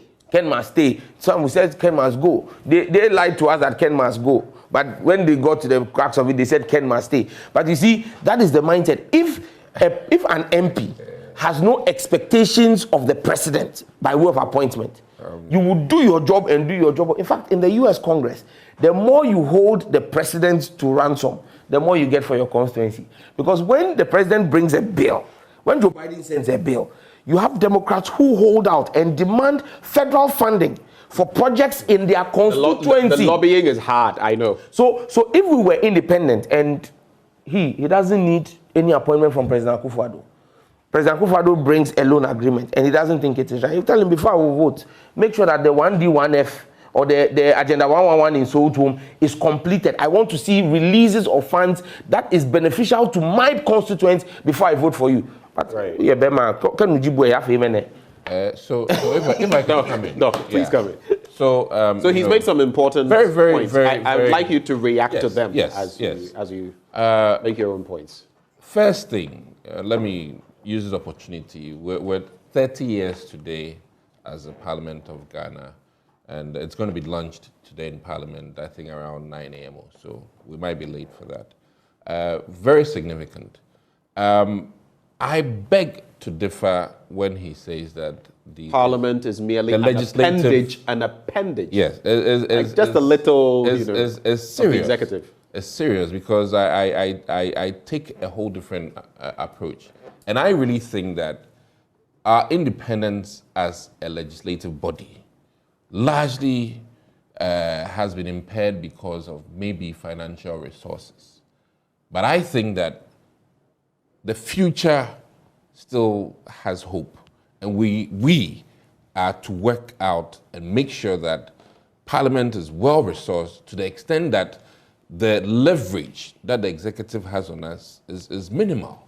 And I really think that the next foreseeable 10 years, I think that should be one of our priorities as the legislative body, to make sure that, because quite frankly, and forgive me for using this word, if I'm well fed by the state and has no bearing on the executive giving me that cushion, I don't think many of us will necessarily be towing the line of the executive. Now, his other key thing where I want to come in, listen, in Japan, for instance, the health minister is the same as the finance minister for a very good reason. And I think that the members of the legislative body being on the executive is very positive in the sense that it bridges a communication gap, which can be there, whereby the legislative members need to tell the executive something, and there's no room for that. But when you have the two marriage, and mind you, the executive body is not 100% legislative members. Some ministers are not members of parliament, and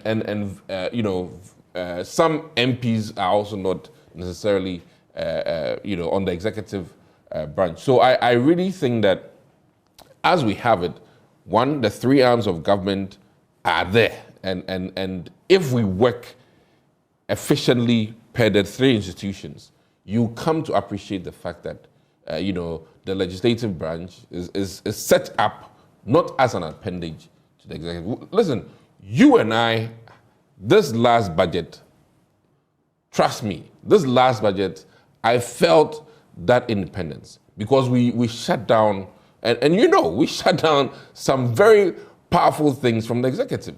The money for the cathedral, which and other instruments that the executive brought that we shut down. And that, by virtue, just showed us that, listen, legislative branch has some muscle.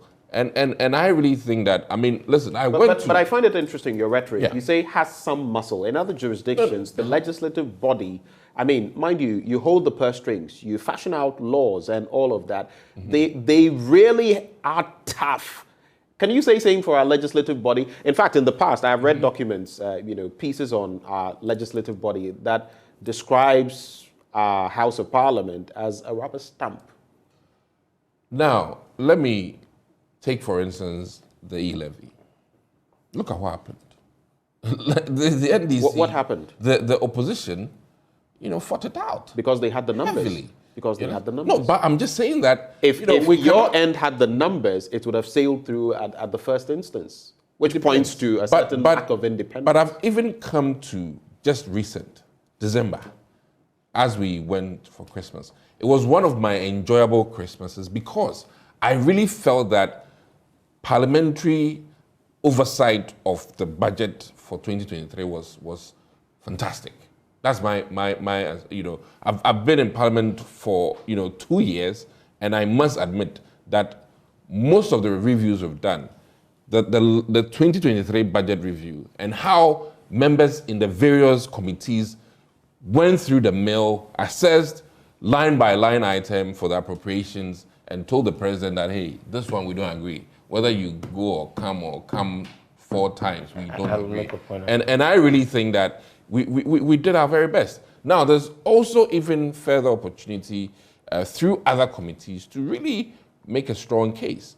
And I think that if you would listen to a lot of the arguments, eventually you see and appreciate. And mind you also that, let's be very frank, that the input that members of parliament who are on the executive make at cabinet makes the final product that comes to parliament really well thought through.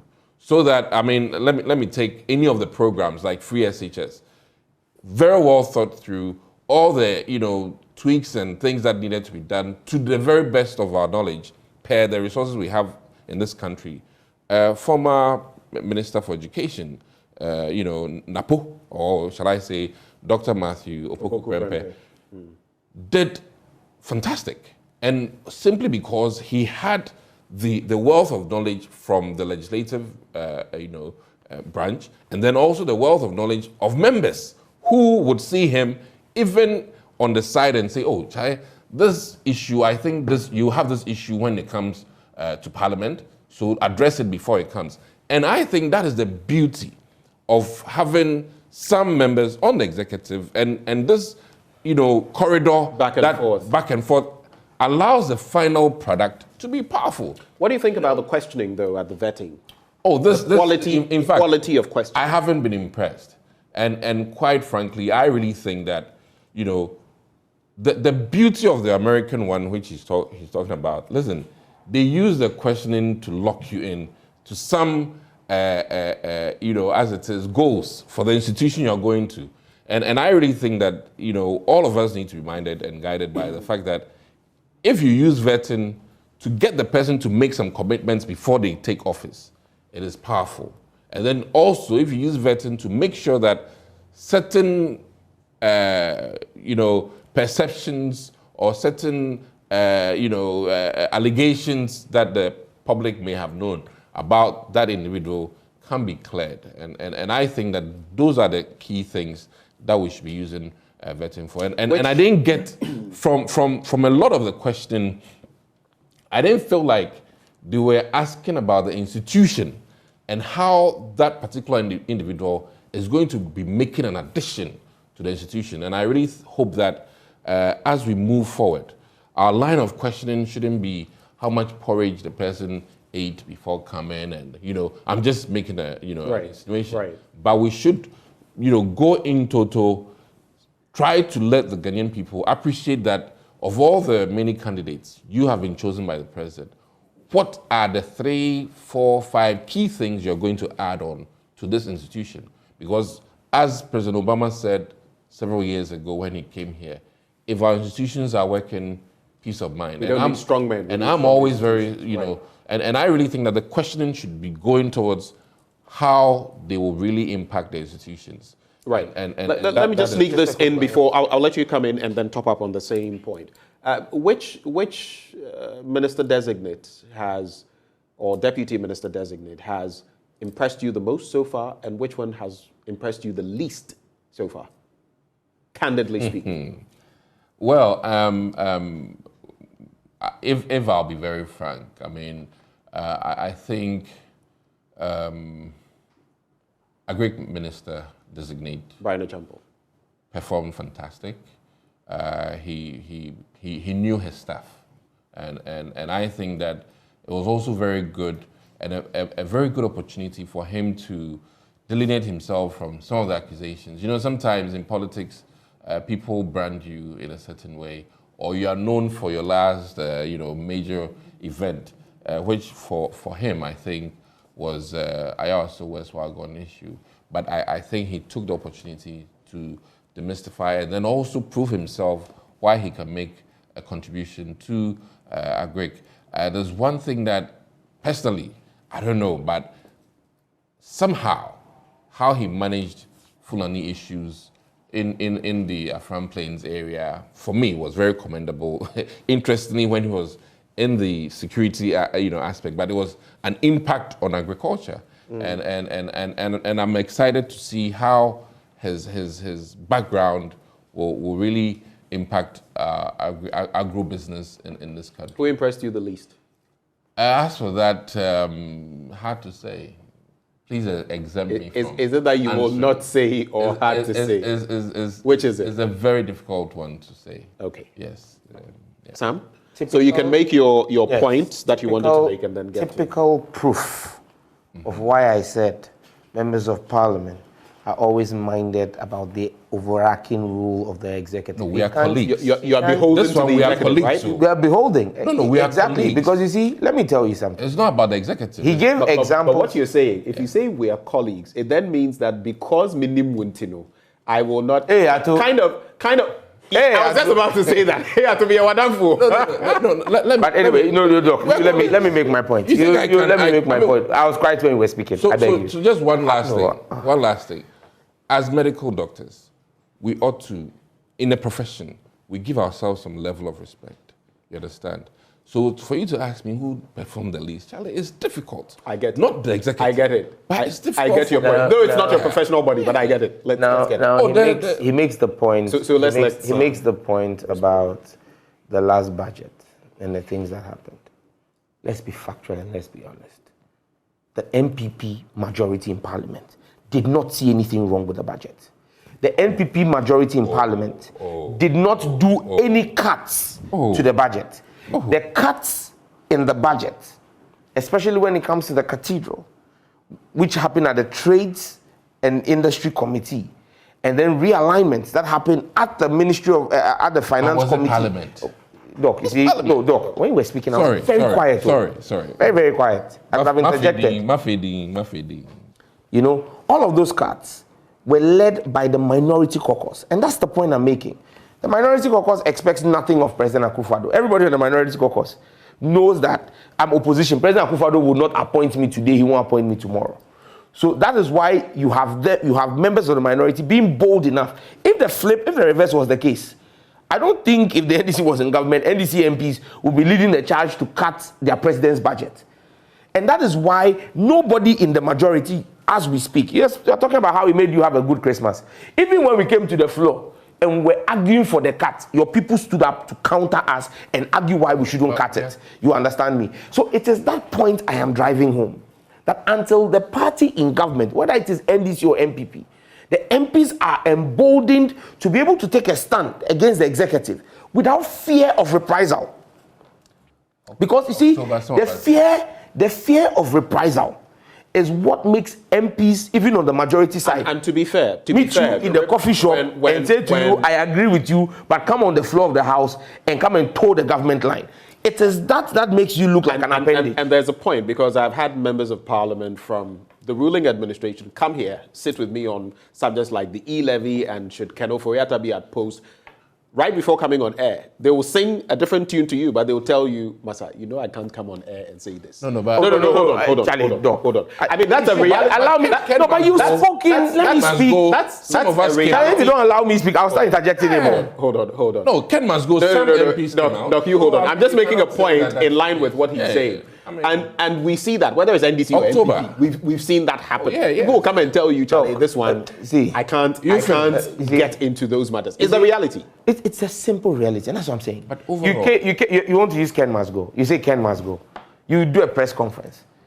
And when push comes to shove, for you to be men of integrity and honor and stick to your word that you have told the people, what do? Because the president has impressed on you. Because the president calls you, you decide that you are going to pull back from what you claimed was your principal position. Are you not an appendage? The party. You mentioned e-levy. As a party. If we did not have the numbers as they are today, and look, the semblance of Parliament moving away from that rubber stamp image is just happening because you have a speaker who is not part of the government, and you have the numbers that you have today. And that's the only reason. We have the Fomena MP in there who can. The Fomena MP there, he's my very good friend, but I've said it yesterday. He warned me. I told him, I said, look, he's the biggest problem to our democracy. He is? Yes. Why? Because he could have taken the decision to vote either way based on the policy. Independently. But he must sit somewhere. In Parliament, you can't hang in the middle. No, you must sit somewhere. No, but and he chose to sit with the majority. Sitting there does not mean voting there. No, I get the point.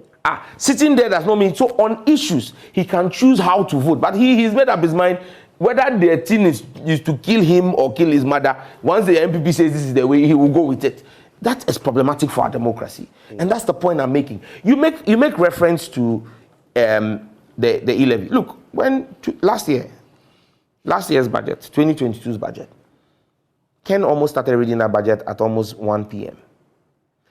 The majority side held a press conference criticizing Mr. Speaker. That Mr. Speaker was holding up. You are talking, you nail it when you say the problem, you nail it when you say the problem of Parliament is funds.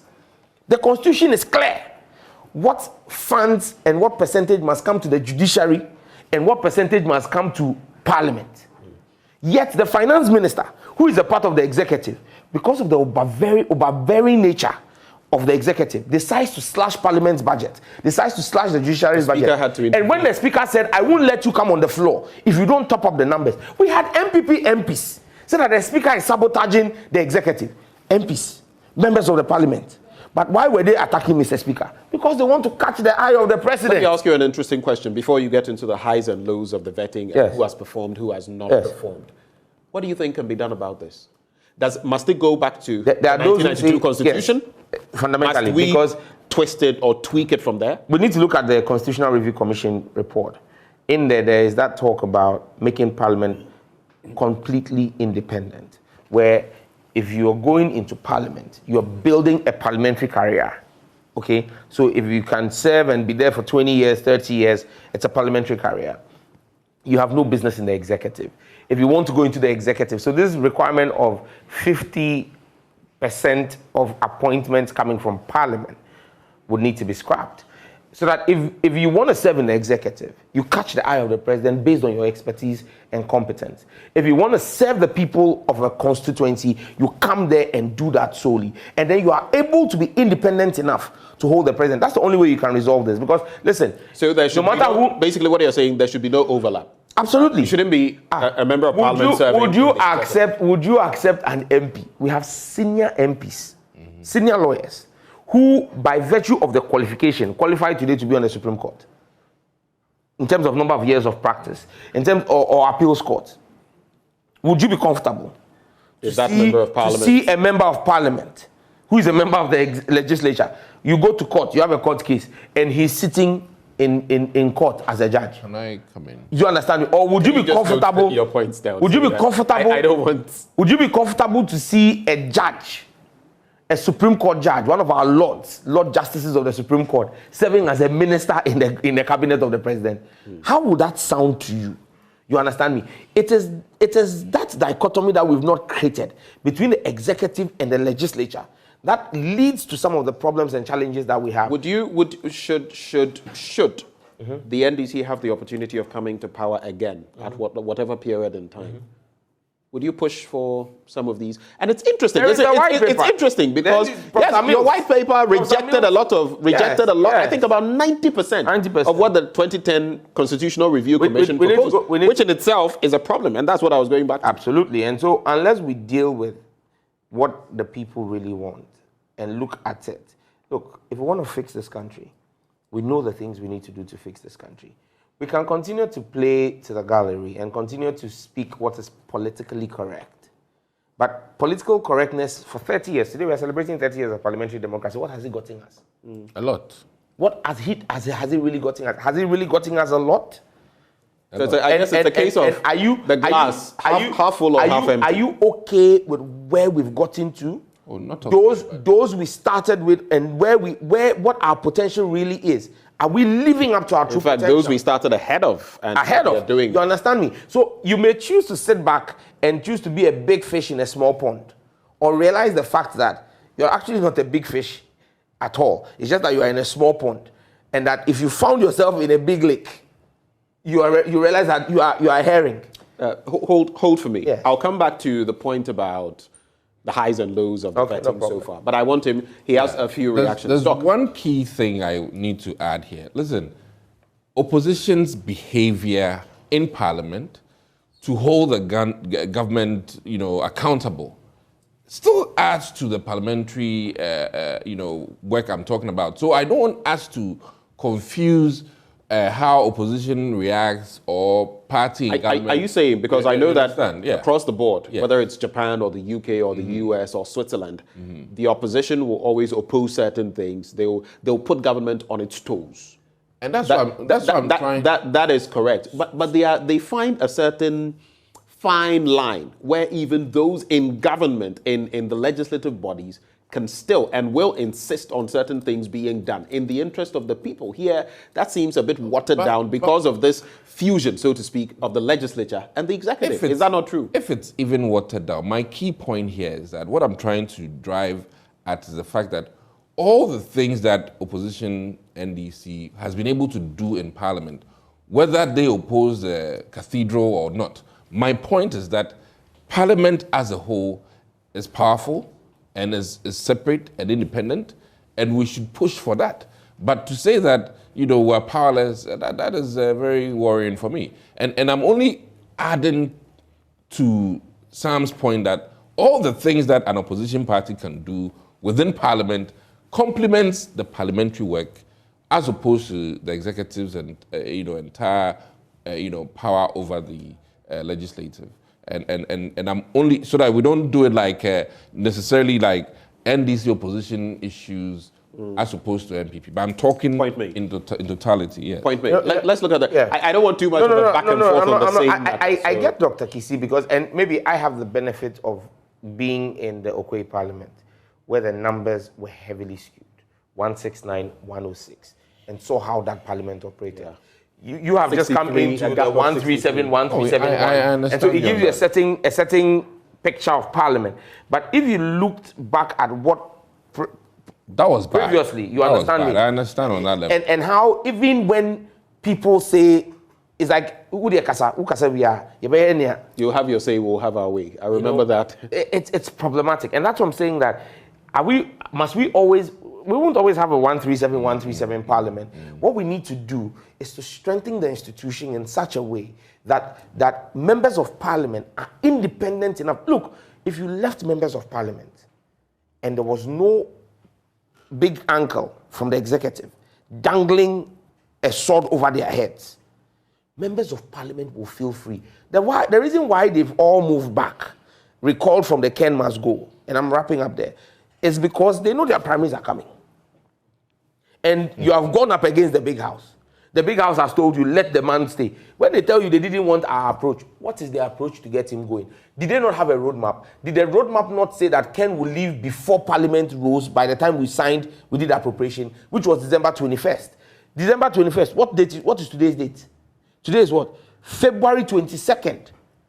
2 clear months on, Ken is still at post. Have you people told us what your new roadmap is to get? That Ken must go thing has died because people are afraid of their primaries. Let me come in. Has it died generally or died from the ruling party's end? We have done what we have to do. You brought it to its logical conclusion. Yeah, we brought it by way of our motion. Let me help him on that. If they were willing, as members on their side, if the 88 that originally started or the 137, as we were later told, were really minded to do this, and then they took a decision that they were going to go forward, maybe they would bring a motion. You seem to have some further explanation in 30 seconds.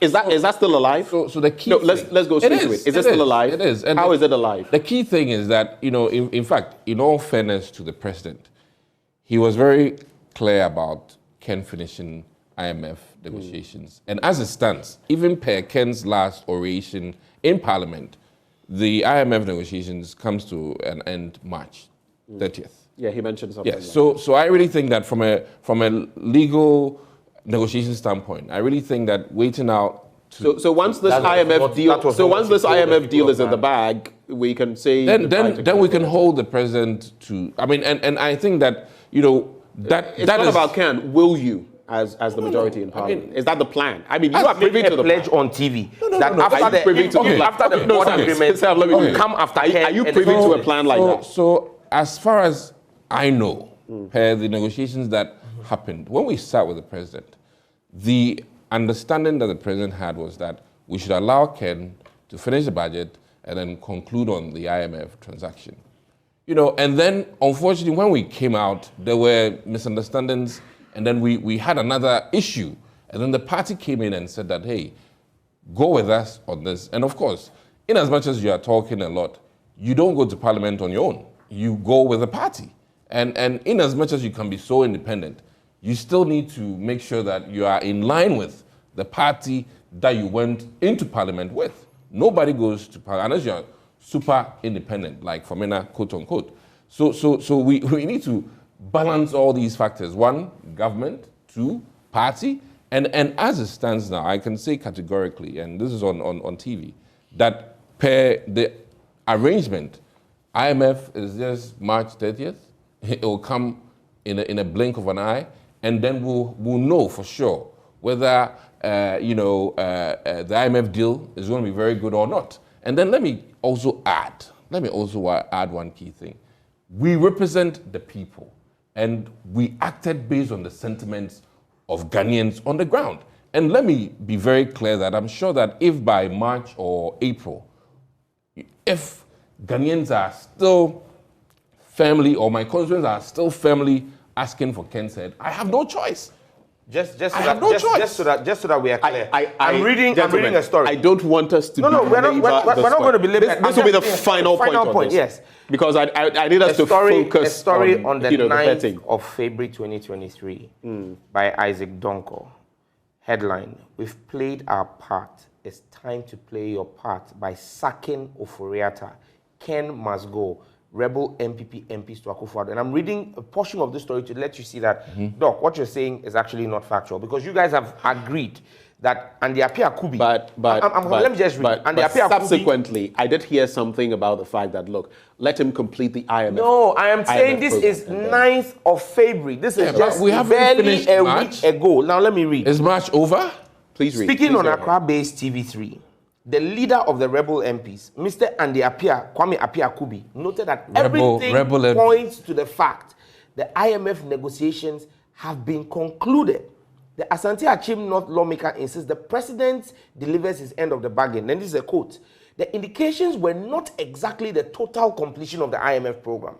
The roadmaps were the passing of the budget, the approval of the appropriation, and the conclusion of the first phase of the IMF negotiations, which we have already reached because we have reached a conclusion at staff level agreement. So for all that has happened at negotiations, we have delivered as one party, as members of parliament, and it is up to the president to also deliver as a contracting party. He continued, as far as I am concerned, all 3 milestones have been achieved. We have reached our end of the milestone, and we expect the president to also do same. Okay, so staff level agreement arrived at. So how you the other processes in there, and your own colleague, on the majority side, is saying they will keep shifting. I'm with him. No.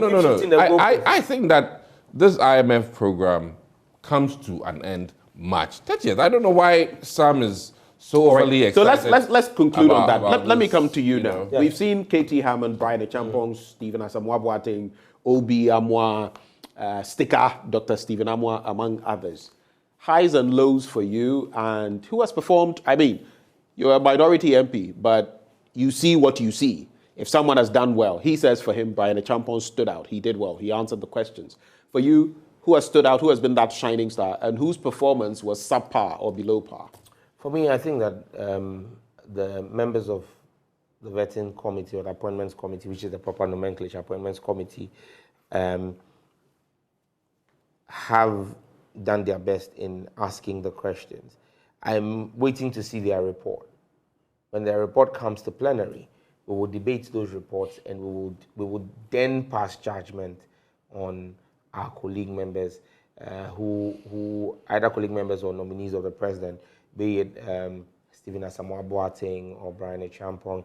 I hold very, very, very strong views on Brian's vetting, for example, because several of the questions that were asked of him, he failed to answer. Like which ones? He was asked a specific question about comments he had made about me and arrival at the Labawaleshi School Park with tags on motorbikes. And he claimed that his answer was that motorbikes are his favorite means of transportation. But you had lied on radio, national radio. You had lied about it at the commission. The commission's report finds, in the commission's report, it states clearly that what you claimed before them, there was no evidence adduced to it. You are asked at a vetting. The honorable thing to say is, well, that was my brief, and it has turned out to be wrong. So, well, I apologize for it. But to then vacillate on the issue and pivot and say, oh, if he had arrived on a motorbike, for me, minus your issue. For me, I thought that, and again, I mean, it's a very critical point that we will raise. It's a very critical point that we will raise the issue of allegiances. I was shocked, and that for me was a downside on the vetting committee on both sides, both the majority and the minority side on the vetting appointments committee. What? I couldn't understand how he was asked a specific question, I think by Kwame Agboja, on what rank he served in the U.S. Air Force, and he says that's classified. My goodness. You want to work for me, a Ghanaian taxpayer.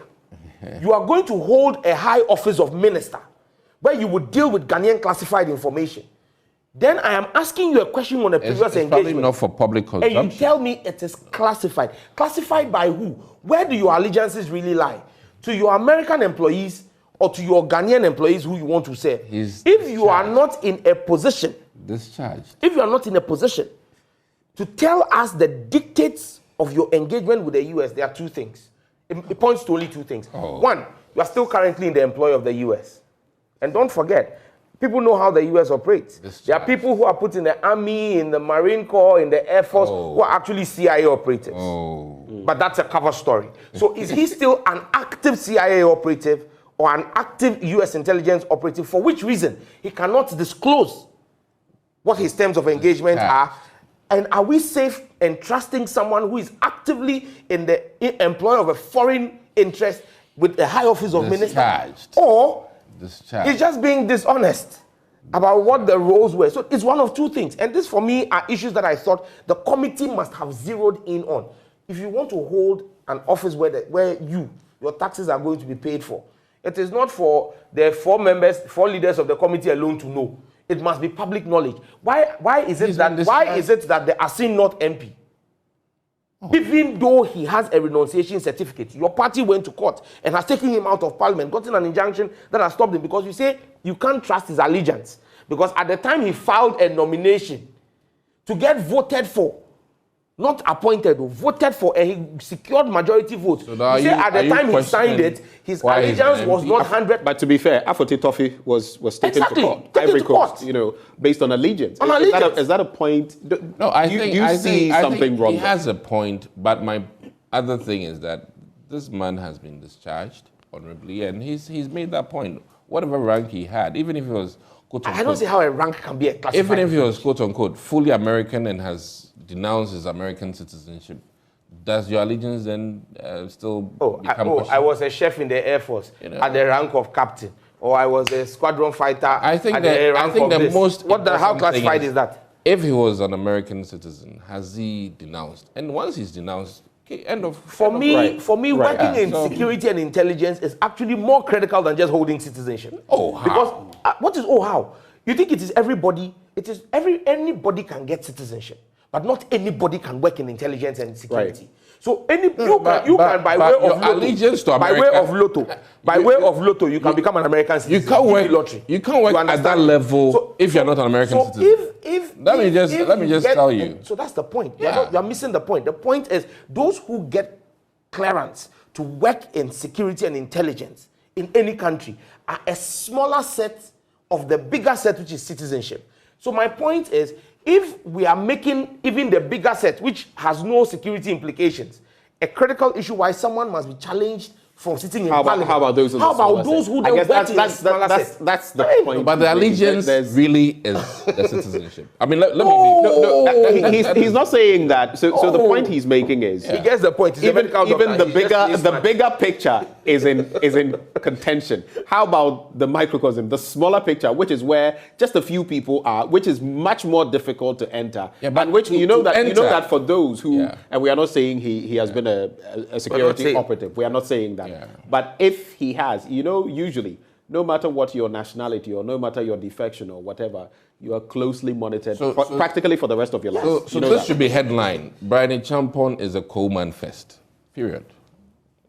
Yes. Okay. Yeah, he's a So for you, did Brian perform or not? I mean, outside of what relates to you. Yeah. Thank you. Ayawaso West Wogo. Yeah. And outside of this concern, which I feel is a valid one. Absolutely. What else? Looking at what he said about his ministry, the sector he's going to man, what did you make of his performance? Well, like I said, I will be passing judgment with my colleagues in plenary. Because, and you know why I'm But the plenary, I was going to ask a question. Because will it make any difference? I am you remember when Mavis Hawa Kumsin and the information minister, you had your issues with them? Yesterday. No. It's documented. Listen. It's documented. And yesterday I took pain to explain this on a sister network, Metro TV. Give me 1 minute to do it. When the NDC takes the position that we're not going to approve the ministers, people should not take it that the NDC has what it takes to get the person disqualified. Because I made it clear, at the appointments committee, there are 25 members. Yeah. 13 on the NPP side, 12 on the NDC side. But the chairman does not have an original vote. Unless there is a tie, per our standing orders. So with our position that we are against the gargantuan elephantiasis size of this government, we will vote against all the nominees. Which means that you will have 12 NDC MPs on the appointments committee voting against the nominees, and you will have 12 on the MPP side voting for. Then the chairman will cast his casting vote, which will most likely be for an MPP side. So what you will have is you won't have the report coming to plenary saying the nominees have been disqualified. It will say they have been approved by majority decision. And there's a reason for it, because it goes into the records. So that the records would state clearly that yes, you were not in favor. Because if we were in favor, the report would have come that it was a consensus approval. So it would then come as majority decision. Now, when it's consensus, normally you just do contributions to the report. But when there is a majority approval, it means that there is a dissent to it. So the speaker opens up for a debate on the report and then now puts the question, which is a voice vote. When the voice vote happens and he rules based on the way the question is couched that the people have passed, the minority reserves the right to then call for a vote. Now, again, in Parliament, there are only 3 times where a secret ballot is held. Election of a speaker, appointment of a minister, removal of a minister. So you saw January 6th and 7th, you saw Ken must go, you saw the vetting that you spoke about. We will have another secret ballot vote. My hope and belief is that for the records, at least the 136 NDC MPs who are present in the chamber will vote en bloc against the decision. If the NPP is able to bring their foreign-based MP, you know, the one who is an MP in Ghana but is sitting in America, I'm not. Or operates from America. Which one are you speaking? Domi Kwapinya. But she's been in town recently when the president was launching that kindergarten. She was there. Yeah, when the president moved 38 Land Cruisers to go and launch a KG, she was there. But have you seen her in Parliament? Has she stepped in Parliament? She comes to Parliament one day, then she's gone for 6 months. She's running from there. She visits us. She's a visiting MP. You have visiting lecturers. If they're able to have their visiting MP come down for the vote, they will have 137 if all their members are present, plus the Fomina MP who we already know there on there, Yamutu is already with them, 138. So we need to be clear. But what we are doing is for the records and for history to show that our principal position, that we are against the size of government, and that we believe that the chieftaincy ministry, for example, should have been subsumed under the Ministry of Culture, Creative Arts and Tourism. That the Ministry for Water and Sanitation should be subsumed under the Ministry of Works and Housing. That the Ministry of Railways should be subsumed under the Ministry of Transport. We cannot support this for the life of us. Why don't you support agri and trade, and then maybe come on the others? I mean, permutations have been given, information and communication. No, but I'm just saying that in this instance, agri, he's okay with it, and then trade and industry. So why don't you? I'm just concerned that their approach is more of like, he's the same person saying that, the executive, is an extension. Sorry, the legislature is an extension. Parliament is an extension. So by what they are doing, are they an extension of the party then? Oh yes, we are a wing of the party. There's no running away from it. Okay. Every parliamentary wing is every parliamentary caucus is a wing of the party. What's the party's chairman and general secretary have said and what they are reacting to? That's what you're pointing to. But when they walked out, when they walked out on the censure motion. Was it not the Justin Kodua-led party? No. They issued a statement. No. Justin Kodua signed and issued a statement ordering them to walk out and not join. No. So what are you talking about? We were very clear from the onset. But there was a statement. No. Whether you had decided to do it or not, the point is that the statement. Our movement was not because of that statement. Because we're very clear from the very first day. Okay. So we are also rejected on the basis of principle. So let's do this. I want us to cover some grounds before. Okay, sure. Is there no designate minister or deputy minister designate who has impressed you? Are you trying to say none of them impressed you? That none of them came up with ideas in all fairness, every one of them who sat there would most likely have answered one question or two questions satisfactorily. You understand me? Don't get me wrong. I will be a hypocrite to sit here and say that none of them answered any of the over 20 questions that each of them was asked satisfactorily. Some answers would have been satisfactory. Some would have been beating around the bush. Some would have been clear comedy. I'm not talking about. Some would have out been of about comedy. 20 questions, But is there for one me, you can say? For me, like I've said, I would take part actively in the debates on the floor of the House, and there you would get to see my judgment. Why? You don't get that. You will get my answer on the floor of the House for it to go into the records. But let's look at a few things, maybe this specific bit or a few things that have been said, and then we'll look at the numbers, the ministerial numbers, as we also look at your visit to former President Mahama, and then maybe we can call it a discussion. KT Hammond says we spent $165 million on, Wele, guts, and all of those things that we are bringing that into the country. He is going to man that portfolio. There's also the question of Dr. Stephen Amwa, who is going to be a deputy with him, and what he's going to do, because some have said there's a deputy for trade, there's a deputy for industry. So where exactly is he going? To you, Doc, what do you make of these? Well, I mean, that is why initially I was saying that vetting should be an opportunity for us to really hold them accountable. Some of the statements they make during vetting will be like sort of their goals. The yardstick. The yardstick by which we'll hold them. To hold them. So it's interesting that he's picked on one, but I think trade and industry is far bigger than all of that. And I would hope that if he can work out to achieve that goal, fantastic. But I really think that trade and industry is way, way, way, way bigger than Willie or Yamande. But it's a big issue, especially when we're talking import substitution, especially when the president has fed into it, and we're spending $165 million. Do you know what that could do for us as a people? But mind you, this is private, in people spending that money. Yes, but what if we could retain that money right here? I only want to use this opportunity to beg the Ghanaian people that, listen, Russia has learned to substitute a lot of things. And maybe as Ghanaians, we need to then now learn how to substitute orange juice imports with freshly squeezed orange or pineapple imported. I mean, why should Ghana import pineapple drinks? Yeah, I mean, it beats my mind. We have the best pineapple in the world. People are exporting banana from here. Why should we import banana? So these are some of the, and even I think our great minister also even added onions. Why should we import onions in this country? So these are things that we all have to come to the table and take very, joint decisions on some of these things so that we make sure that, things are done in synchrony and all of us as Ghanaians, NDC, MPP, are in sync and agree on this agenda that, listen, for the next 10 years, let's... if a government doesn't come that whips us all in line and says, look, we are banning this like the Nigerians did. We're not importing rice and we produce it here, and if we don't take such radical steps, we'll never get anywhere. So what are your expectations for KT Hammond in that portfolio, especially considering 1D, 1F? Some have said that if this administration had got 1D, 1F right, forget free SHS, that probably would be the ace in the pack. Yeah. And you've still not got that one. I'm in agreement, but 2 years, let's be realistic.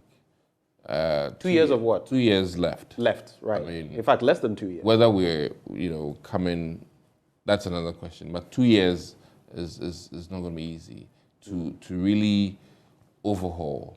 And I must also say that, quite frankly, funding for trade and industry, if there's a change, then we will see it in KT's work, in the sense that what is appropriated and what is given out by Finance Ministry is what's going to really make a case. And we're all going to watch if the percentage by which former minister, if appropriations was 3 billion and he got 1 million, that's a handicap situation. So if KT Hammond's leadership is able to garner or gain more from Finance Ministry, I'm sure we'll feel the impact moving forward. But it's still Obi Amwa says the GRA is the best to collect property rates. He also says he would fire chief executives sleeping on the job at the MMDCEs. Recently, the president was saying that some of the SOEs, for example, are not performing, and he's taking the hit. Review. Gentlemen, what would be your take on this? I'm just picking a few of the comments that have been shared. Stephen Asamoah Boateng, this though I did not know, honestly. In terms of chieftaincy succession, only 6 of the 300 areas are documented. And the 6 include, let me just, Offenso, Tepa, Ewutu, Brekum, Shidiem, and Kwewu. That's it. And you know the impact of this? You see what we are facing in Bawku and other parts of the country. How can this even be? Quick reactions on that. I'll start with you, sir. And then I'll come Well, I mean, on the chieftaincy thing, the chieftaincy institution is one that I really do revere, but unfortunately, we've allowed, again, chiefs, or that institution has allowed the instance of politics to muddy the waters. And politics is not just your politicians like me and him, but even traditional politics to muddy the waters. And that's why we've seen the bastardized and money. Yeah, I mean, and bastardized the whole institution of chieftaincy, and let me not say it's largely lost its luster in this country. Again, on the other platform I spoke about yesterday, 10 years before Queen Elizabeth died, Operation London Bridge had been activated, which knew exactly what will happen from the minute she died passes till the 1 year mark when Charles or the heir apparent is then coronated, the coronation. Who gets the Everything was planned. Everything was planned, I'm even surprised that in all of this, the Ashanti Kingdom wasn't even mentioned as having documented, because they appear to be, for me, the most, in quotes, functional. Maybe they may not, these other 6 may be as equally functional, but maybe not as big and as in our faces as the Ashanti Kingdom is. But it's telling to know that even the Ashanti Kingdom doesn't have it documented. And so maybe that's an area that ministry, with, even though it gets meager resources, must begin to look at it. If every year we decided that the ministry's resources will be channeled towards working on 5 or 10, 30 years of our democracy would have done 150 out of 300. By now, right? In 30 years, if we're doing 5. No, if there were 5. No, 5, 150. So at least by now, we would have done half of the country and would have had less conflicts. You understand the point I'm making? If we're doing 10 every Or we year, could even, alternatively, we could even focus on the hotspots. Absolutely. Problematic areas. Look, because it's not all of them that are problematic. Some of them may not have the documented thing, but it runs they are pretty. through. So you target maybe the 30 or 40 that have some problems and focus on those kinds of the things. North has always been really... It's important that we get these things done. And people get to know the truth. Yesterday, I made comments on the other platform about the crisis in Bawku. I made the point I didn't even understand the issues. But just talking about military deployment, the calls I got from different sides, trying to give me historical antecedents of why this side is right and this side is wrong, it tells you that, look, people have information. People know the truth. But you should speak to the likes of Colonel Festus Abwaje. Yes. I mean, some of them have a lot of knowledge, Professor Enning and others, on this matter. And in recent times, apart from everything I knew, I've learned quite a lot because guess what? I've been speaking to both the Kusasis and the Mampusis. And you get a certain, not overarching, but underarching view of what exactly has happened. Let me just drop one, as usual. I hope it doesn't become too controversial. The conflicts that we see across this country that are largely ethnic also are business opportunities for people. Oh, that is true across the world. That's why It's money. Even what is happening in Ukraine and there Russia are people has who the are same funding these conflicts because there's someone who is supplying fuel to the military. Ask them how they get the arms. Someone who is the supplying heavily armed Kusasis and the heavily armed who's buying it for them? How are they securing It is members of the tribe who are buying it because there are people, somebody's whole business empire. Someone is driving a Brabus today simply because he supplies weapons to officers or is cooking for officers who are on deployment. So the people they are merchants of war who think that they must benefit from this. And we must begin to name and shame them. Any quick reactions to these bits? Any of them, if you do. I don't very envy Asabi. I Right, don't Stephen Asamoah-Boateng. I don't envy him. I mean, But look, the Ministry of Information that I oversee at the Communications Committee. I thought you wait. Their budget for the year, for last year, you know how much was released to the Ministry of Communication? How much? Less than 1 million Ghana cedis. 1 million for operations. It was 968,000 or something. The whole Ministry of Information. So I don't... if information is supposed but we are in hard times. They imagine that means the big size of government is overrated. That's what he's saying. No, that was money for their work, but salaries here, and do their call here. You get salary call here. Get your point. Call here. Fuel call here. Don't bring yourself. Can I? So the key thing is I don't envy him. Chieftaincy, even for small areas, not an easy thing, and it's something that sometimes always even predates some of us, and in terms of the issues, and today I was even what kills me. And let me say this, chiefs and queens who are still in the mortuary because of chieftaincy issues. After 2 years. Some are even 10 years, still in the mortuary for one key reason, that we don't know who the next successor is. And there's an indictment on Ghana.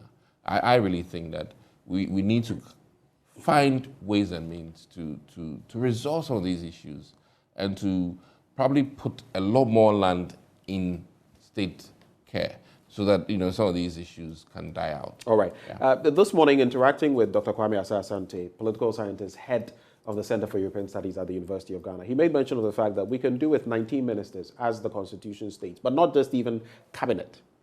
The Constitution talks about 19 cabinet. I think we have about 25 or 28 cabinets, so we've overshot it, and that's quite a sum of money if you look at. But he's saying 19 ministers across the board, 16 for the regions, and those same 16 will double as ministers for certain crucial portfolios. So let's say Ashanti Regional Minister, but you're handling, let's say, communications and information. And then the deputies will, add up to the rest, and that is it. Is that something we cannot do, especially in light of the fact that they are saying cut down from 86 to at least 65? You know what? Even the configuration is a lot more interesting than you think, in the sense that personally, let me cite, for instance, health ministry. There's so many things that the health minister can't even touch.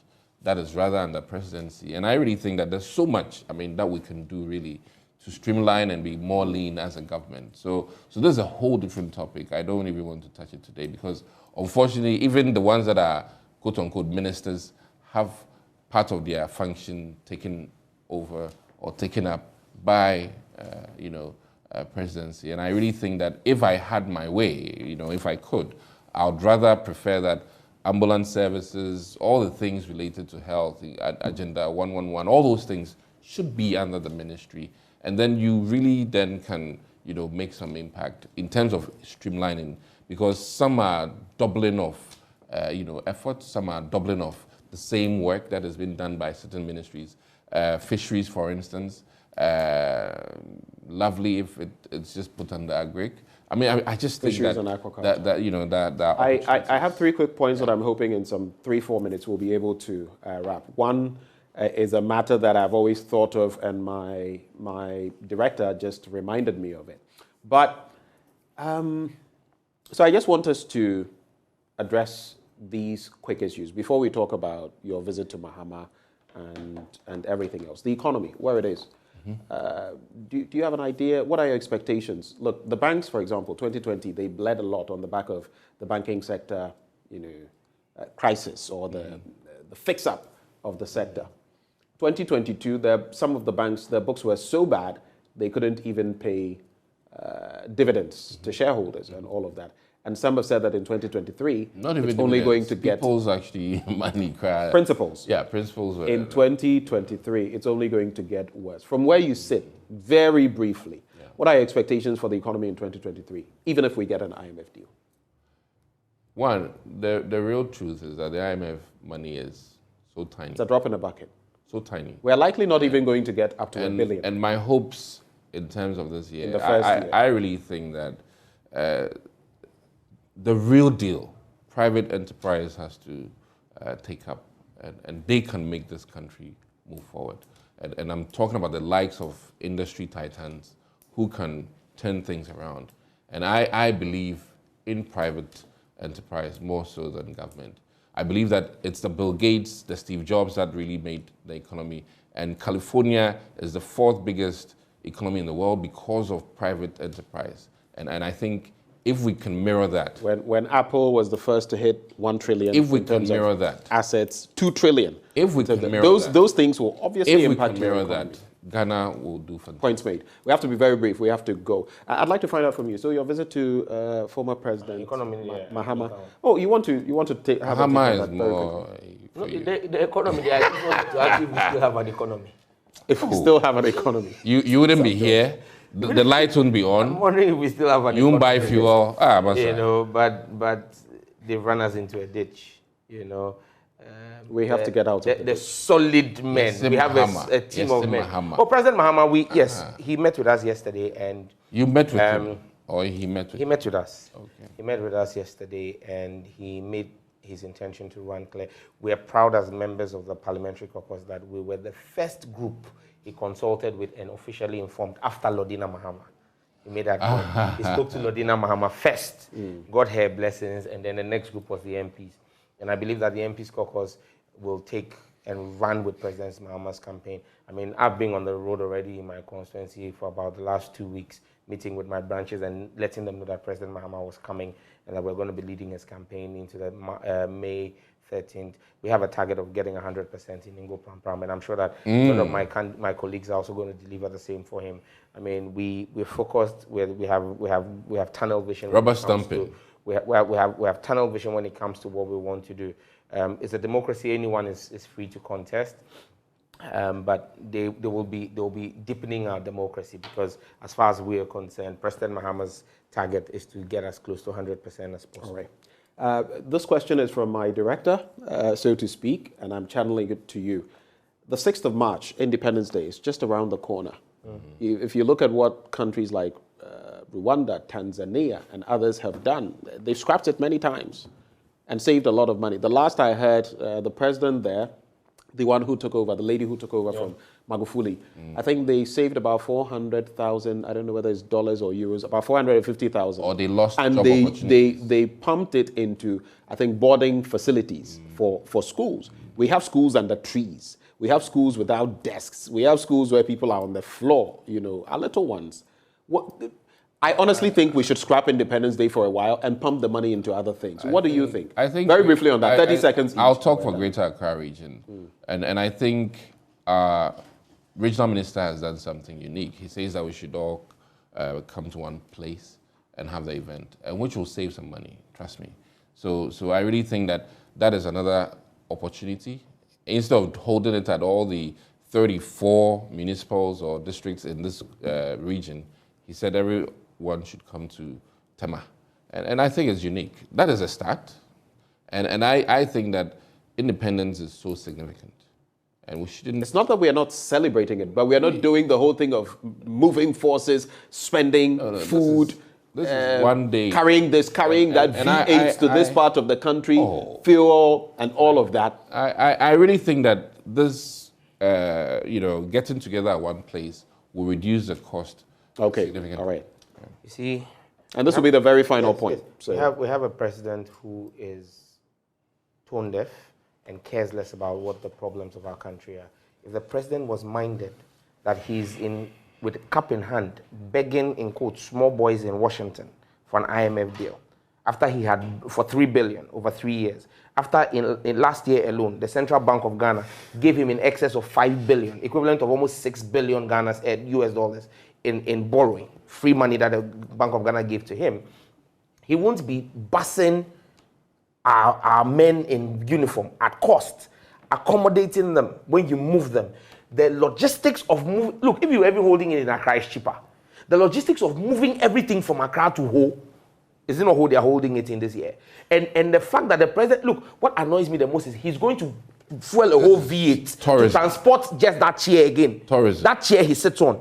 Tourism is moving. It's important. Look, if the president decided, like you said, for us not to hold this year's celebration and decided Ho is where he wanted to go and took whatever 400,000, 500,000, $1 million that will be spent on that celebration to improve road access or tourist sites in the Volta region, that would make more economic sense than for him to buy V8, fuel in a V8 to transport a chair to go and sit there and take the market women are excited to receive us in Ho. We'll be very much happy to also eat when we go to Ho. The people of Ho are so angry, they are going to start busing people from other places to even come and fill up the stadium. No. Thank you, gentlemen, for sharing your thoughts with us.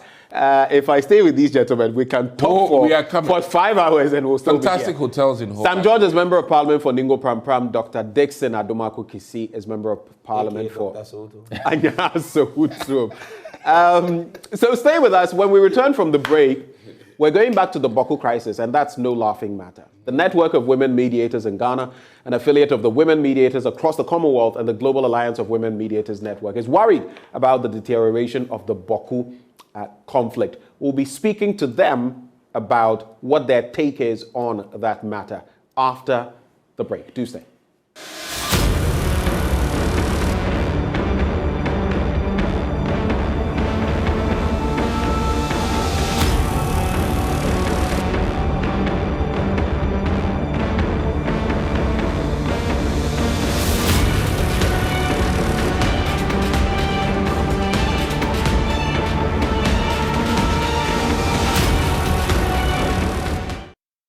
You're welcome back to the AM show. Now we're discussing the Bawku crisis, and the Network of Women Mediators in Ghana, an affiliate of the Women Mediators across the Commonwealth and the Global Alliance of Women Mediators Network, is worried about the deterioration of the Bawku conflict. Now the group is concerned that the recent happenings threaten to further exacerbate the existing tensions in the community.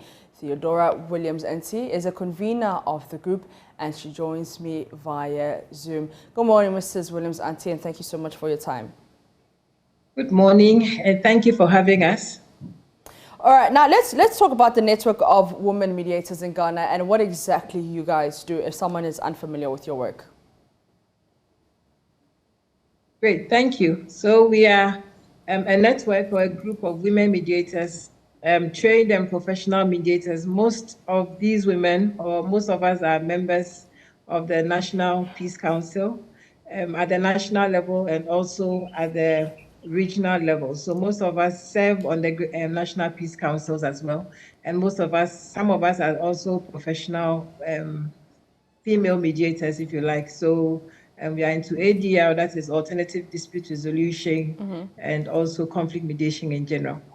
All right, now let's go into your press statement and the whole Bawku conflict. You write that it is quite clear that the conflict has taken a downward trend with much more complexities than before. And we have noted that the people, especially the parties in the conflict, are beginning to lose trust in the current response mechanisms. We'll start with the downward trend. Why are you only responding to this now, or why are you trying to get involved in the Bawku conflict now? We have always been involved one way or the other. Like I said earlier, some of us are in the regional peace councils. So we have members in the Upper East Regional Peace Council. We have members on the National Peace Council. So we have always been involved. We have some of us working in CSOs who are working on this conflict. So we have always been involved. And our interest now is, when we say downward trend, we have taken note of all the tensions, all the happenings. As a mediation network, we are not so much interested in the merits and demerits of who is right or who is wrong, but we are very much interested in the process. And of course, as women, we are also interested in the outcomes of the process and its implication on our nation as a whole. And so we are noting, and I said we have always been involved, so we are aware of where things are getting to. And we are noting that if things don't change, if we don't nationalize this issue of the Bawku conflict, if we don't treat it as a national matter and call for a political discourse around this matter and continue to treat it as a communal conflict, things will get out of hand and Ghana itself will be in trouble. We are also very worried because we know that we have violent extremism and terrorist attacks just the next border in Burkina Faso. And we are very worried about spillovers. And we know that these extremists take advantage of vulnerable communities, and we are deepening the vulnerability of the Bawku area. And so our concern is that people and the parties are losing trust in the process so far. And we have to take this to another level, which is a national level. And we have seen examples of national level ADR processes or mediation processes that has brought some peace to the Dagbon area. All we are calling for is that the lessons learned in those ones should be applied to this as well. Okay, so when you talk about those lessons, can you share some of those lessons you think that we could implement or learn and put forward to the Bawku conflict?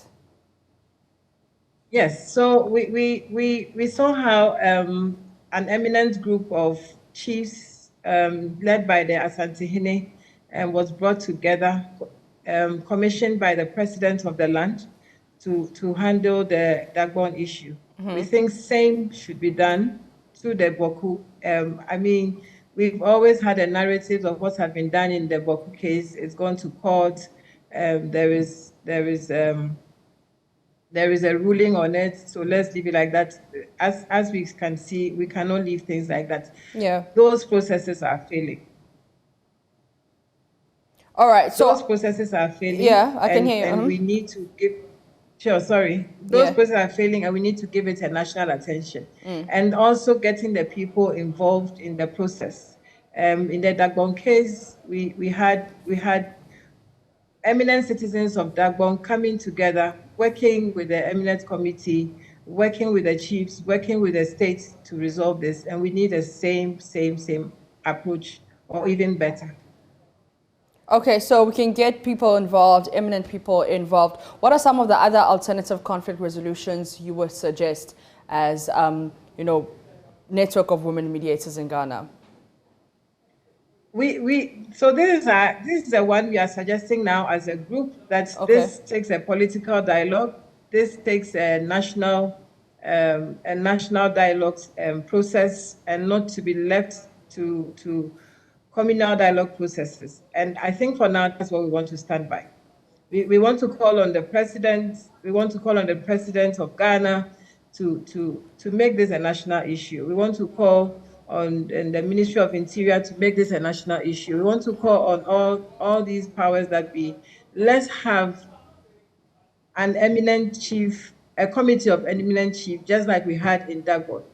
Let's have that process. Let's have that process to go into the Bawku issue. That process is very likely to bring us some respite and some peace. Women are suffering. We have taken note of how women and children are suffering in these conflicts. Of course, men are also suffering, but in every conflict, women and children suffer more. And we see the development in a business basking area like Bawku that is going down, down, down. And we see the vulnerability that this conflict is creating in the area. And we cannot sit and must not sit as a nation to let Bawku bring the whole nation down. So we call on the president to put together a group of eminent chiefs to solve this problem. Okay, and I hear all your suggestions, having a national dialogue, calling the president, to put together some eminent chiefs, getting the actual people involved. But what is your group doing right now on the ground? Is there anything that you're doing on the ground as this is happening? This is one of the things we are doing. We are putting together a petition to the president. We are putting together a petition to the Interior Ministry and to all the National Peace Council and to all the powers that be. On the ground, we have members on the ground, but because also of the very volatile nature, we are just speaking to women, and we are trying to lie low for now until things are a bit settled, because we cannot also afford to put lives of our people in danger. So yeah. we just consulting stakeholders for now. Okay. But now we need to take it to the national level. Okay. So, I mean, being a women's only network, and we know that women and children are the ones that are suffering the most, and because they're the most vulnerable, how are you empowering the women in Bawku so that, you know, with everything that is happening, at least they've got, you know, some sort of empowerment or some sort of role in helping this conflict come to an end?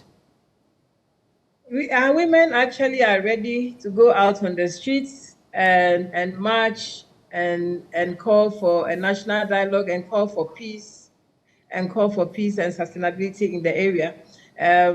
We have just said let's lie low, let this take, because the place is very volatile as it stands, and we can't afford to put their lives in danger. Yeah. We can't afford to show faces where people will be attacked. So we are talking to our women. We had a virtual meeting just 2 days ago that came up with this statement, and we are encouraging them to talk to their men, but we are lying low for now not to put their lives in danger. Okay. So have you sent your petition to the president? Not yet, but maybe by the end of today, tomorrow, that will be sent. Okay, and obviously you hope that something will come out of that, some national dialogue, some sort of, you know, chiefs coming together to go to Bawku, speak to the people of Bawku, right? Very much so. Okay, and then any last thoughts from you in regards to this Bawku conflict and what you guys are doing? So we have been saying that Bawku is an age-old conflict. Is an 800-year-old conflict. How many years old conflict? It's intractable and all kinds of, but it can be solved. We believe as women mediators that Bawku conflict can be managed. Bawku conflict can be resolved. We just need to dialogue. Let me also call that we should not use force. We should not use force in trying to, because of the tensions involved, the youth and all those things. We have to desist from using force in trying to resolve the dialogue is the way forward if we want peace. We understand the government. We understand that sometimes you want to apply the cane and not the carrots. We understand that sometimes you want to show that, yes, you are government in power and there's nobody above the law. But in this circumstance and the kind of tensions that we have, when we use force, the people and the young people, as we have seen in the last 2 days, will respond with force and will not get us anywhere. So we are calling for dialogue, nothing more than dialogue in this process. And we are also calling, as we have said many times, that we need an eminent committee or eminent chiefs committee or a commission to go into this conflict. It can be done. Women are suffering, children are suffering, and the whole Bawku community is suffering. And we know that when we say Bawku Upper East region, we have many people from Upper East region scattered all over the country, supporting all parties and supporting all factions. And so if this conflict should spread and go out of hand, we will not have peace in Ghana. And the vulnerability that is being deepened for violent extremism and terrorists is a great concern. And so we are calling that government, the president, and all the powers that be take a national look at this Bawku conflict. Let's not treat it as a communal conflict. Let's not just rest because it has gone to court and there is a ruling. We cannot rest on that decision alone. More must be done. And dialogue is the way forward. Mrs. Theodora Williams-Anti, thank you so much for your time. And she's the convener of the network of women mediators in Ghana, and they are calling for all parties to the conflict to cease fire, and also calling for the president to gather some eminent chiefs so that they can have a dialogue. She's calling for a national look at this, and she's also asking the media to be circumspect in their reportage, as certain reportage only stirs emotions for parties in conflict to stick to their positions rather than listen to alternative situations and other ways. All right, so we'll be following that Bawku conflict also on Joy News desk. There'll be more on that. But seeing that it is Wednesday, courtesy EcoBank, the Pan-African Bank, we come with you with AM Business. Today, we tell you why a student of the University of Ghana fears his dream of becoming a geophysicist may be dashed. Emmanuel Abam says the increase in the cost of items is eroding the meager income he earns on the streets from his yogurt business. After a long day Abam had in the lecture hall, I ran into him, a University of Ghana level 200 student. After nearly 4 hours of lectures on optical mineralogy and physical chemistry, his face is worn out.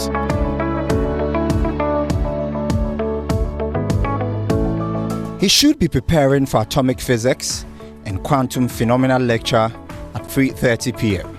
But instead, the young man must leave class and hit the streets of Medina to hustle for money to pay for transportation for lecture the following day. That's the work I do to support myself. I mean, pay my fees, then feed myself.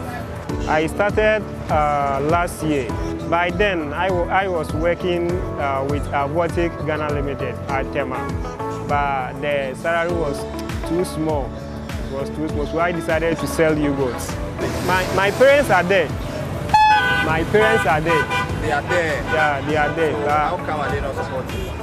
Oh, if they have, they would have supported me. Both of them are into fishery. My mom is a fishmonger and my father is a fisherman. Where are they from? From Halfasini. 21-year-old from Halfasini in Ghana's western region completed SHS 4 years ago with no plans to further his education. He had no option than to engage in mineral jobs to save some money in order to pursue his geophysics to go. I worked for 1 year in Tema. That's when I completed secondary school. And the little that I had, I decided that yes, it would be good for me if I further my education. But without thinking about the challenges that may happen in future, I went into school. I would like to major in applied geophysics. Physics, we do study the Earth's surface using the Earth. Let me put it in this way. We use the physical properties of the Earth, to study its nature, minerals and other things. So our main focus is to locate mineral resources and all Earth properties. Environmental science predicts an 8% increase in the demand for geophysics skills between 2020 and 2030. Despite his financial constraints, Abam claims that the inspiration is what keeps him going. Abam tells me juggling academics and selling is affecting him. The situation gets worse as family members and estates turn to him for assistance. That one I would say is not easy. And in fact, I can't learn with empty stomach. So I have to, find something. And as I'm schooling too, I can't say because of the challenges I will stop. Yes, so I have to work small to support myself.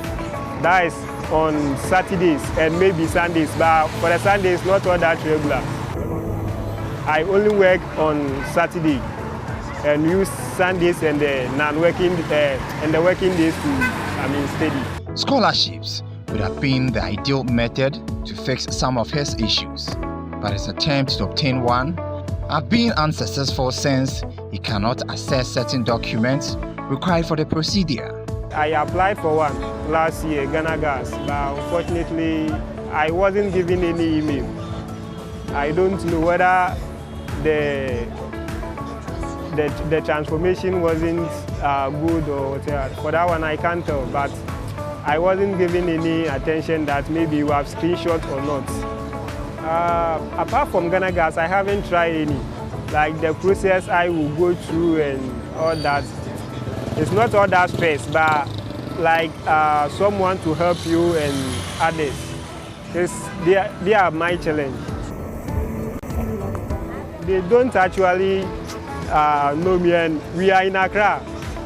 All of us are minding our business. Like we struggle to feed ourselves. So that one, I don't think it has nothing to do with me and my customers. He claims that his daily income of a little over 60 cedis is insufficient because he will be responsible for paying his younger siblings' expenses. Daily, my average ranges from 60 to 70 cedis a day. That is how much you make from selling my profits. Oh, yeah. Okay. So in a week, we are looking at almost 300 cedis plus. Yeah. And that's enough for you to pay your school fees and all that? It's not enough anyway, because out of that amount, I use some to, buy food, then save some for my fees and others.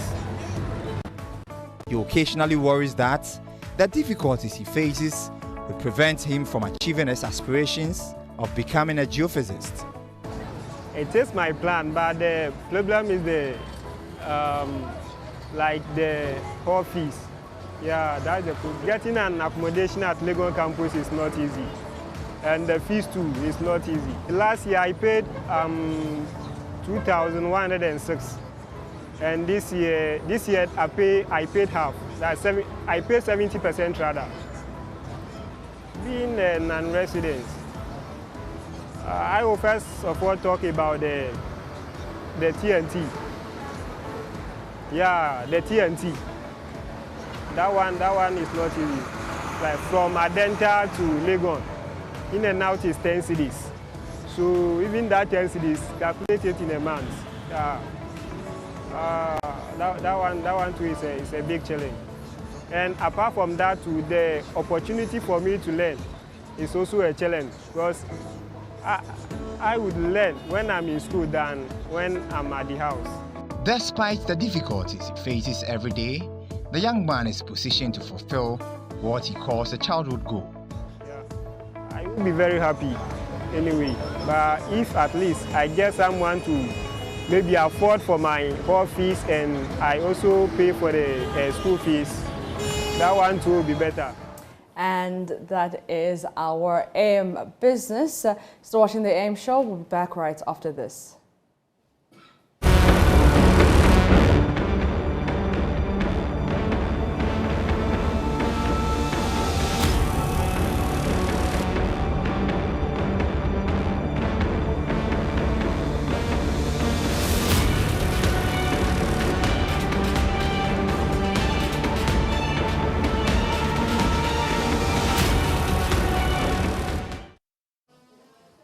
Welcome back to the AM show.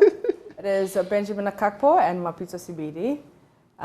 From 6 a.m., we've brought you nothing but the best in the world of sports, the world of news. You brought us the news, yeah. Mufdal brought us sports, and sad how Liverpool crumbled, leading by 2-0, and then suffering that 5-2 defeat. And then we spoke about Bawku. You handled that conversation. Yeah.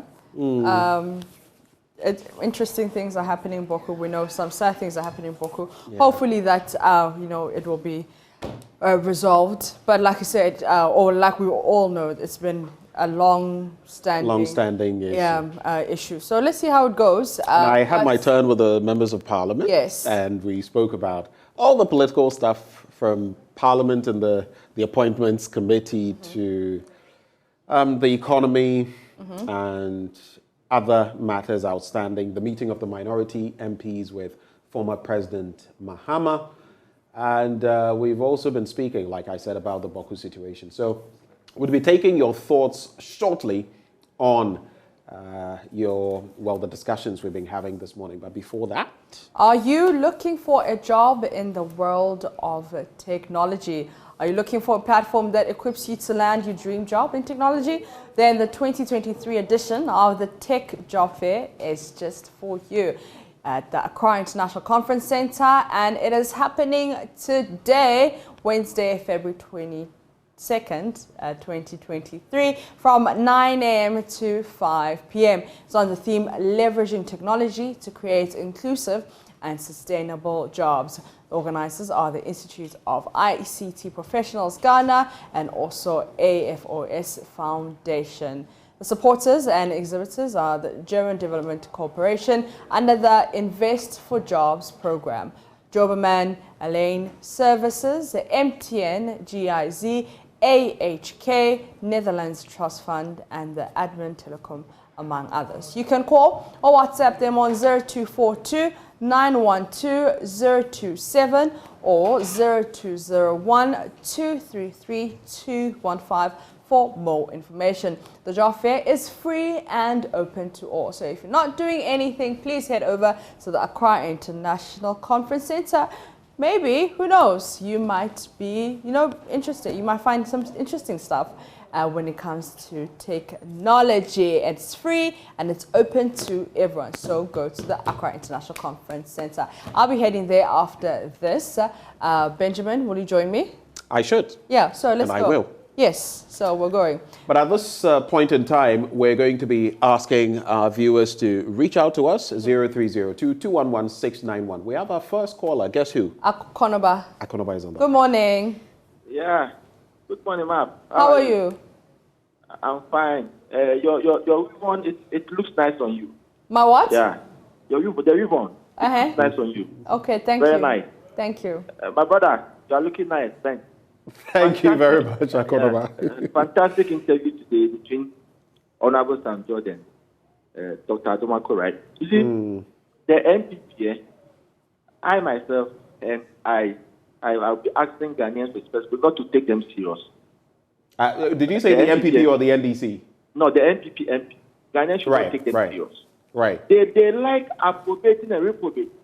They like reprobating. See, I don't understand that their secretary, Kotia, issued a directive to them for them not to participate in the special motion. They obeyed.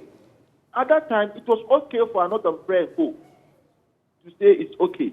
But now, PPPT is also doing its constitutionally mandated work by the NDC party. You let me leave it there. You see, yesterday I learned Reverend Peter Kwate alias was not in court. But Honorable Samokutu Ablakwa was rather in court. My brother and my sister, I'm asking this question. Between him and Honorable Samokutu Ablakwa, who reversed the court? The reason is that even an MP who has not been properly, legally, constitutionally served by a court, because of the respect that he has for the court, he had to avail himself, forfeit his parliamentary duty, avail himself in court yesterday. But rather, the one who is trying to preach the gospel according to Jesus Christ to us, trying to imprison the MP, did not go to court. Right. So, my brother, I mean, this is, you can say that between the both of them, who should be cited rather for contempt of court? All right. Good Thank morning you. to you. Thank you, Akonoba, for sharing your thoughts there. Of course, we know that the substantive issue has to do with a restraint on Samuel Okudzeto Ablakwa from publishing further, information about Reverend Kusi Boateng. This entire matter, I don't want to get into it. It's just a complicated mess. I'm awaiting what Shraj would, say on it eventually. On the back of these developments. I wouldn't want to be in this situation, but it is what it is, and we'll see how things go. 0302-211-691, 0302-211-691 is the number to call if you have any thoughts to share with us. But we have someone from Paga, Baba from Paga. Baba? Good morning. Hello, Baba. Good morning. Yeah, good morning. How is Paga this morning? Yeah, Paga is cool. Are the crocodiles doing okay? Oh, yeah. All right. What are your thoughts for us? I only stay in Praga here, but I want to just say something about the Bawku issues. Go ahead. Yeah. Actually, currently this morning, people are organizing some demonstration, which is going to lead to certain, bad things there. A demonstration where? Which part of Bawku? Just in Bawku. Which part of Bawku? Yeah, actually, the outskirts. Yesterday there's an audio circulating on social media that they are planning to organize a demonstration. All those that are having lorry ties and other things, they should bring it out, they should carry them with motorcades. I have the audio right here on my phone. They should carry it, bring it to the chief palace. They are going to have a meeting there at the outskirts, the Kusasi chief palace. They are going. All right, thank you for sharing your thoughts. There are concerns with that, right? Yeah. I mean, this whole bit about an audio, we cannot substantiate those comments, but in any instance, our intelligence officials should be able to gather any such information. On the back of what we've seen, the illegal enskinment, so to speak, because government has come out to say no, this shouldn't have happened. The MPs themselves, all 6 within the Bawku community, have come to say no. So some of these developments, let's be cautious how we put them out. But we have another call. Let's go to Adenta. Kwame, good morning. Hello. Hi, Kwame. Good morning. How are you? I'm fine. Can you just speak a little bit louder for me, okay? All right. Good morning. Yeah, sure. Good morning. Your thoughts? Yes. So I want to first of all congratulate. Your call has been put on hold. Kwame, can you hear us? Hey, Kwame. Wow. Kwame has put us on hold. On hold. Kwame. But it happens. Sometimes the phones, unintentionally, that happens. Yeah. I wonder who he was trying to congratulate. Because he said he'd like to congratulate someone.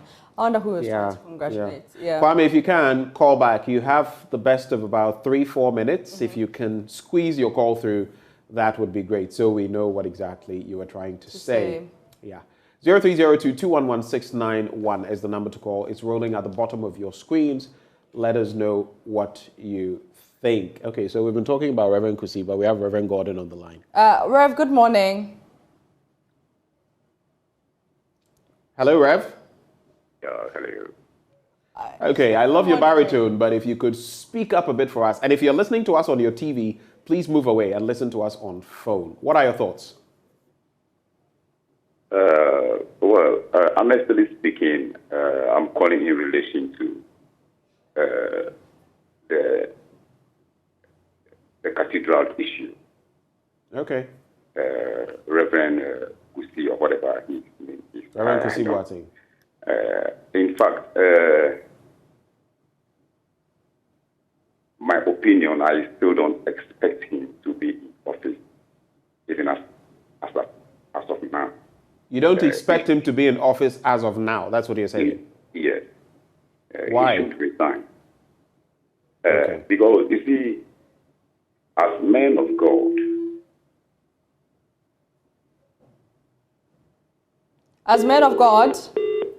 we've lost him. But at least we got the thrust of what he was saying. Yeah. He doesn't expect him to be in office. I think he was about to say, as men of God, there's a certain benchmark. Yeah. And if these things come up, you might want to. But he thinks he should resign. And he's also a reverend minister.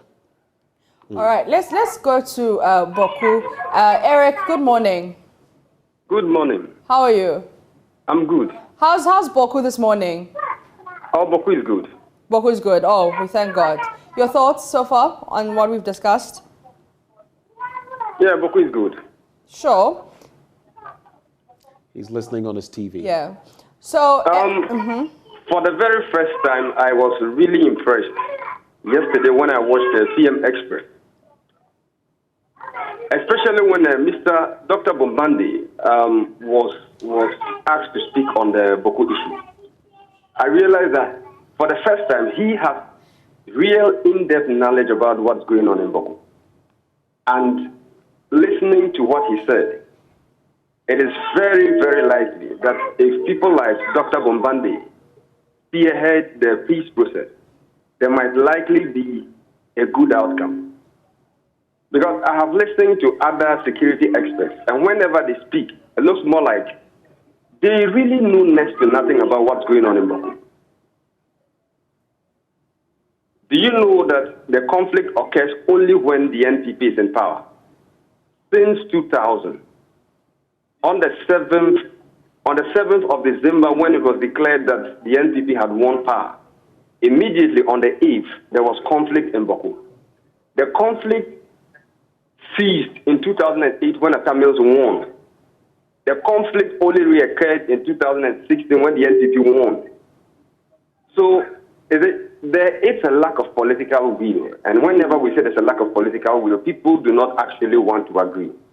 But there's something. Why is it that conflict only happens when the NPP is in power? And we know that Mampusis are pro-NPP, Kusasis are pro-NDC.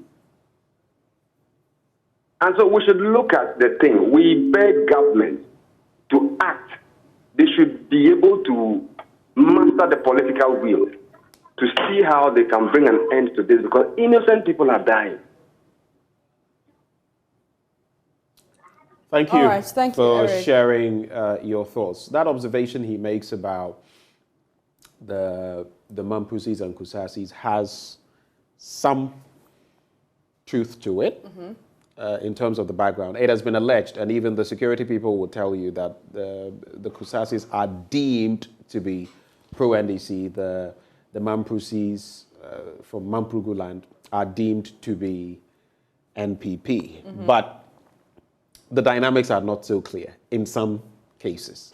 And there's a member of parliament, for example, who won not based on those permutations. But that's something else we can get into on another day. We have another caller. Let's go to Bolga. Good morning from Bolga. Hello? Hi. Razak, good morning. Yeah, good morning, please. Yeah, so your thoughts? Yes, I want to comment on the last caller's speak. Okay. Yeah, he said something about...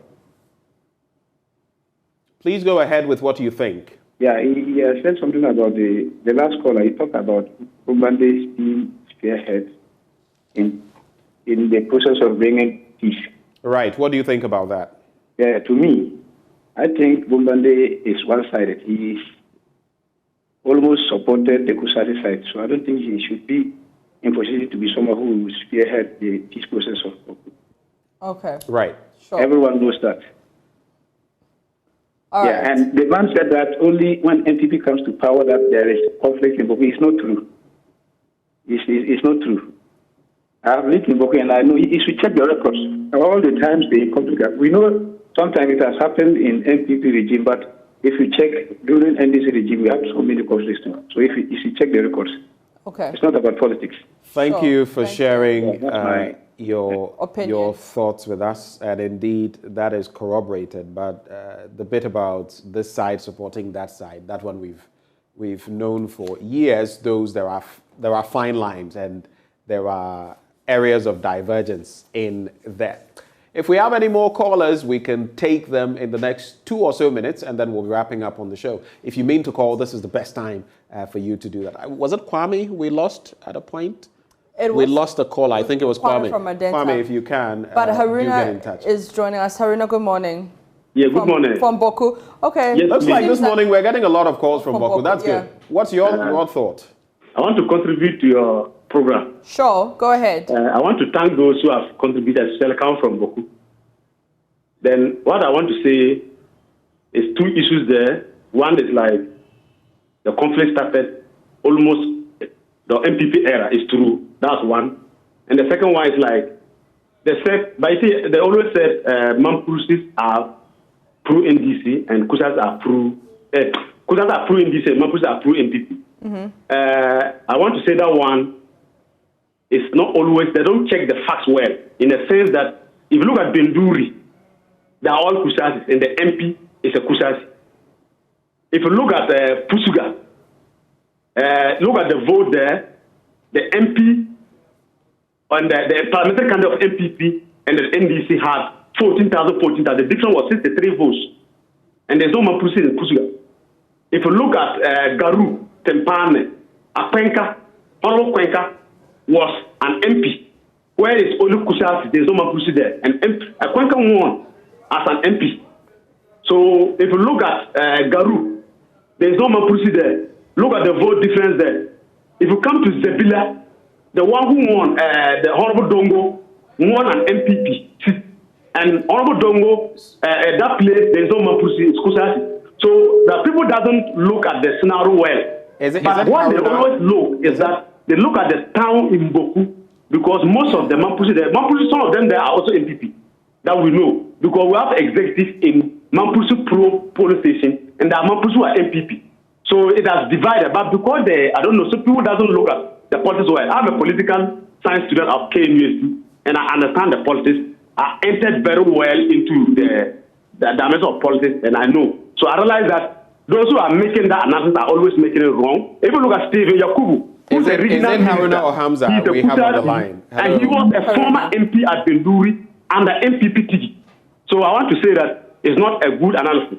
But what I'm going to say about the Bombande analysis, it was very good. If you look at the Bawku one, it has become peculiar in the sense that if you look at the history of Bawku, the Mamprusi came in Bawku, that was the colonial era.